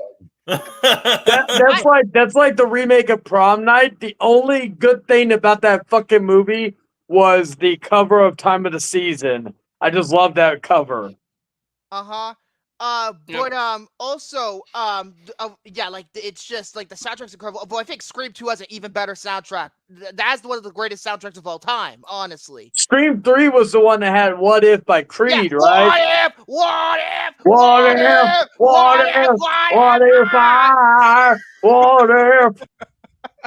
with arms wide open. No, that song sucks. So I like Can you take me higher? Should have been dead on Sunday Oh my God, morning, Hunter says, banging my head. It was the Crow City of Angels. It would have been Bird Dick. Yeah. Boogie band. But yeah, I just love like the kills in the movie. Oh, fucking Who hell. has the most brutal kill? What do you think? Who has the most brutal kill in the movie? Gosh. I'm gonna go on a limb. Tatum. She gets her. The garage door death. Yeah, that's the most brutal because it's shown on screen. Yeah, that is true. Because even Drew Barrymore's, you only saw the aftermath. Yeah, you saw the aftermath. And same thing with Steve. You saw the aftermath. Yeah, so maybe Stu would be another one. I would probably say. You get electrocuted by the TV, and right next Even though again, he may not be dead. So therefore it wouldn't be considered death. I mean, if he is dead, it's a good way to go out. If he's dead, it's a good way to go out because we don't know if he's dead. But if he is dead, he did good. He that was pretty cool. I like that. What if? So I don't get that fucking song stuck in my head. Sorry. Like what? Okay. Yeah. But also the what do you call it? Oh shit, my brain is getting foggy. I was gonna say, Victor. Quote from in this movie that is so quotable. Yes, it sucks. You've seen one too many movies. No, Sid, don't you blame the movies. Movies don't create cycles. Make cycles more creative. Victor, I was gonna say though, speaking of another song still stuck in my head since the last time I was on here. Forever. Anyway. Oh no, that Mummy Returns song sucked. Live is a good band, but that was shit. Forever. No, please, don't kill me, Mr. Ghostface. I want to be in the sequel. And then also, guess who called the police on your sorry motherfucking ass? Oh my god. Oh, and then the death of Kevin Smith from Wish.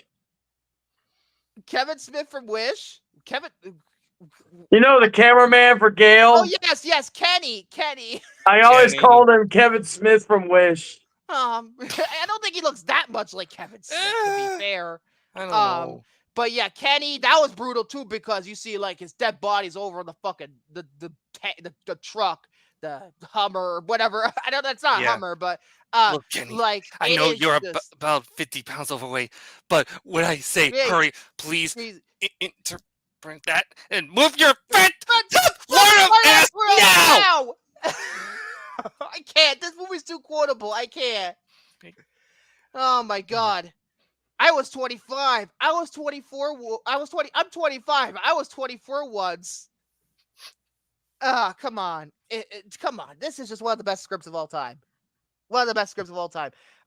This movie just saved horror. It saved horror. It really is. did. It's, you know, it was actually won the MTV Movie Award for Best Movie. Yeah, I know it doesn't mean much because the fucking MTV. Yeah, I was gonna Movie say, Awards, does that really mean much? I mean, was everything? that was actually though Yeah, when for MTV Movie film Awards award. did mean something. It meant something. back Fair in those point. days. Fair point. I will say. That's true. That's true. I mean, But no, yeah, it is just like it is really, really just great. It's like it is unbelievable. It's just one of the best movies ever made. Kevin Williamson, of course. Believe it or not, he wrote I Know What You Did Last Summer before he wrote Scream, but he couldn't sell it. But after this movie was so successful, Columbia and Mandalay, you were like, they had that script. They found that script. Like, you know, we're going to fast track this and we're going to make it a movie. And guess what? That was a hit too. And of course, Kevin Williamson created Dawson's Creek, one of the most influential teen shows of all time. And, you know, That's just crazy just to think that he did Scream and he did Dawson's Creek. and he did, of course, Faculty as well. Yeah. So it's just really just unbelievable. Like the fact that the movie only like opened like kind of decently, although Jerry Maguire was like and one of the top movies of the box office at that time. Show me the money. Show Me the Money, the best movie of all time. I love black people. I love black people. And the fact that they put it out on Christmas was ballsy. Holy shit, the Yankees 4-10. We won. We all. I mean, I don't think we didn't win the game. It's not over yet, but we're 4-10. We have hope again. This show gave me hope about my New York Yankees because I'm talking about my third favorite movie of all time.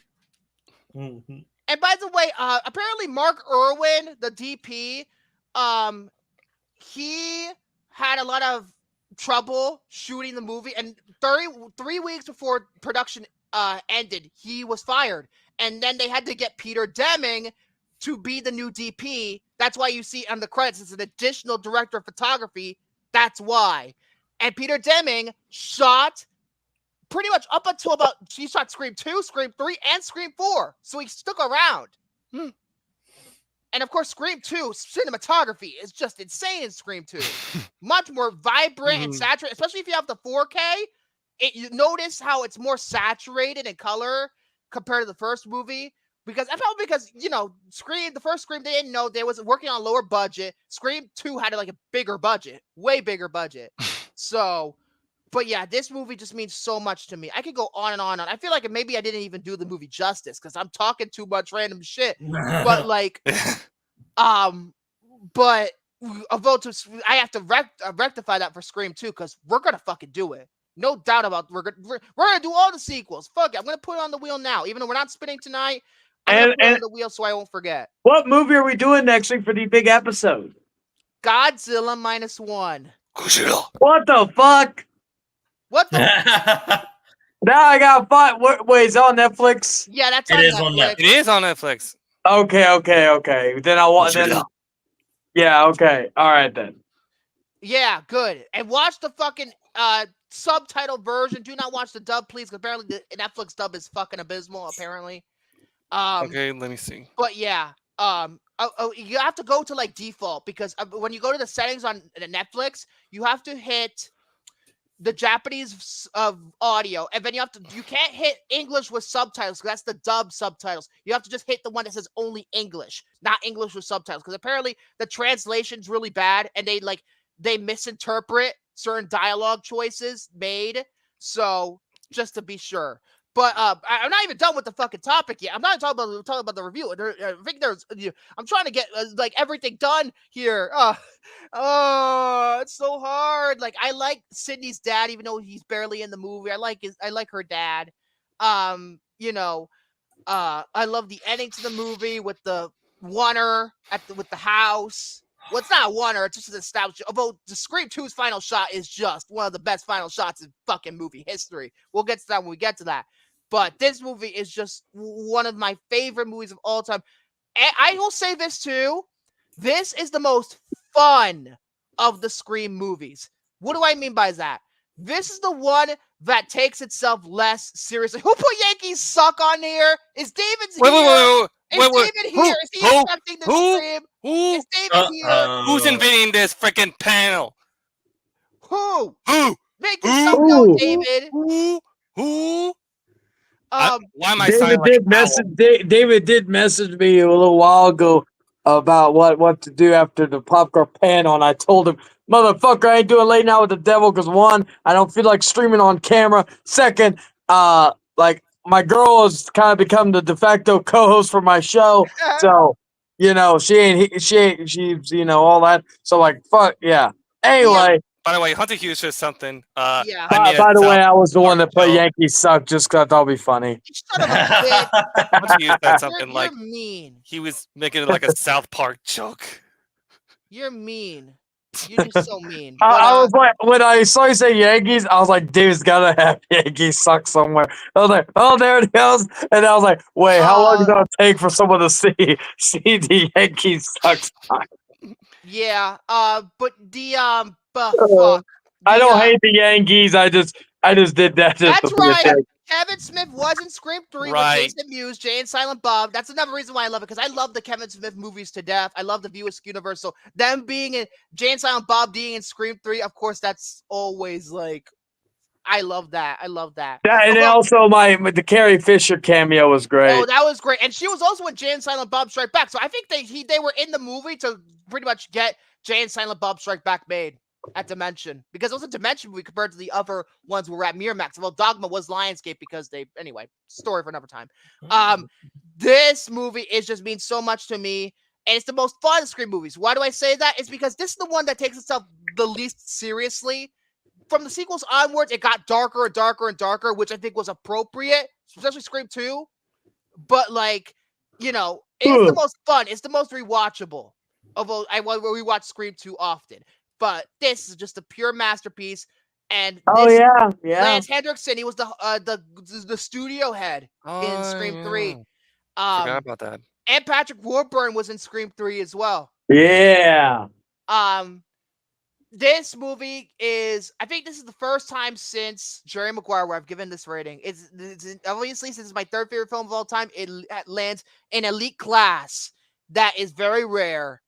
I'm going to give it a 7 out of 5. A straight up 7 out of 5. One of my favorites of all time. It will never be topped. Guys, ratings? I absolutely love the first Scream movie, and every time I watch this movie, it's just gotten better and better upon rewatches, and it's one of those movies I could just like pop it in and never get tired of.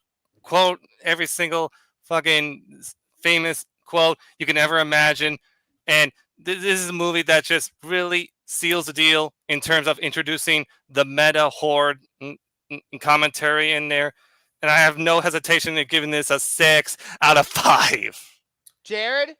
Okay, so with me, this is a movie that I continuously rewatch, and I love this movie and I love this franchise so much. And this time around, I bit the bullet because it's such a freaking good movie. Now, you guys, remember with my rating scale, more or less, if it is a 10 out of 10, it would be the equivalent to William and Victor's like 6 or 7 out of 5s. I'm giving this a 9 out of 10 because this is because that is what I put as a perfect movie. Not necessarily one of my absolute favorites, but it is almost there. Listen, I need one more rewatch. I need one more rewatch to do that. I will forgive you as long as you give Scream 2 a 10 out of 10. I will forgive you. Listen, I fucking love Scream 2, so... If Ghostface could take out the shut up! And the Ghostface taking out the fudge. He loves Scream. Though. Kevin Williamson, yes, he did. He was the interviewer on the TV at the beginning of the movie, interviewing Cotton. That's Kevin Williamson. That is him. So yeah, 8 out of 5. I can only give up to 7. I give up only to 7. 4-11. Yankees win the lead for 4-11. Damn. Wow. Oh, Tyler. But yeah, this movie is just. Why did I sound like Owen Wilson? That's what I was going for. Funny because Luke Wilson is in the second one. Luke Wilson, his brother, is in Scream 2 as a cameo. He's the movie version of Billy Loomis in Stab. But anyway, and you'll put Sentinel back in timeout, maybe. But yeah, we're gonna do Scream 3. We'll do Scream 3 too, but we have to do Scream 2 first because. What about my rating? What? Yeah. What about your rating? I forgot about you. What about your rating? So rude. Anyway, that's better. Anyway, no, I really enjoyed it. It still is my favorite of the series. I usually stick with whenever I do score. Like I never go past the 5, even if the movie deserves it. So I would go with a 5. It has everything you want. Great characters. A great killer. Again, for the masculine TV series. But anyway, a great score, great script, great soundtrack, all that good shit. Oh, absolutely. It would be I only give it like a 6 out of 5.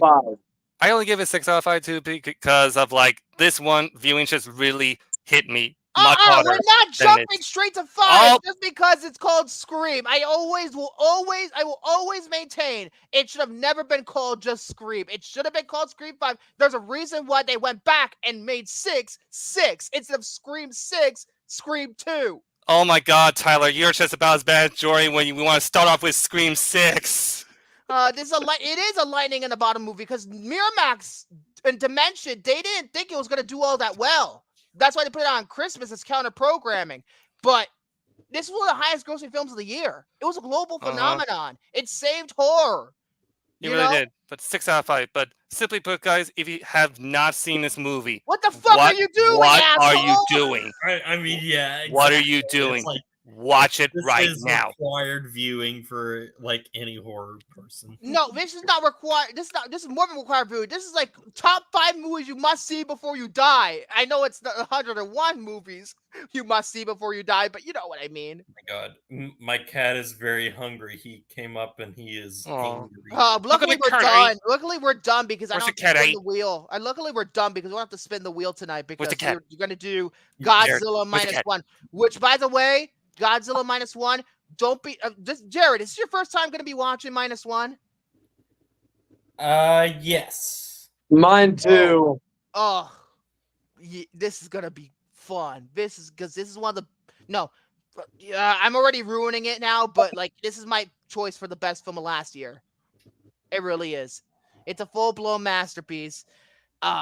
It's essential viewing. Thank you. It's essential. Well, my favorite movie of the year last year was The Iron Claw, and before that would be Beau is Afraid. So, God. Yeah. But my pick was Oppenheimer. I'm glad. That's not a bad choice either, but Beau is Afraid. Oppenheimer was in my top 3. It was in my top 3. That's my girl. My girl and I still need to watch Beau is Afraid. She has not. That's the only Ari Aster movie she has not seen. She loves Hereditary and Midsommar, so But yeah, this is it, folks. The build-up has been waiting. Next week is our fucking 100th episode. 100th. 100. 3 digits now. We're done with double digits. We're 3 digits now. It's just. I will say this also. Like I know I've been kind of like one of the mainstay side people on this show now. I swear to God, as long as I don't have to work, I swear to God, whenever y'all hit the crow and I don't get an invite, well, I could crash it whenever I want. You have the power to come here Jared. whenever you want. It's not like I have to send you an invite. Hey, Jared. I know, right? That's the beauty. But I like to be respectful. I only crash every so often. But I did tell Jordan I was going to crash this stream anyways, just because By the way, told next Jordan- week.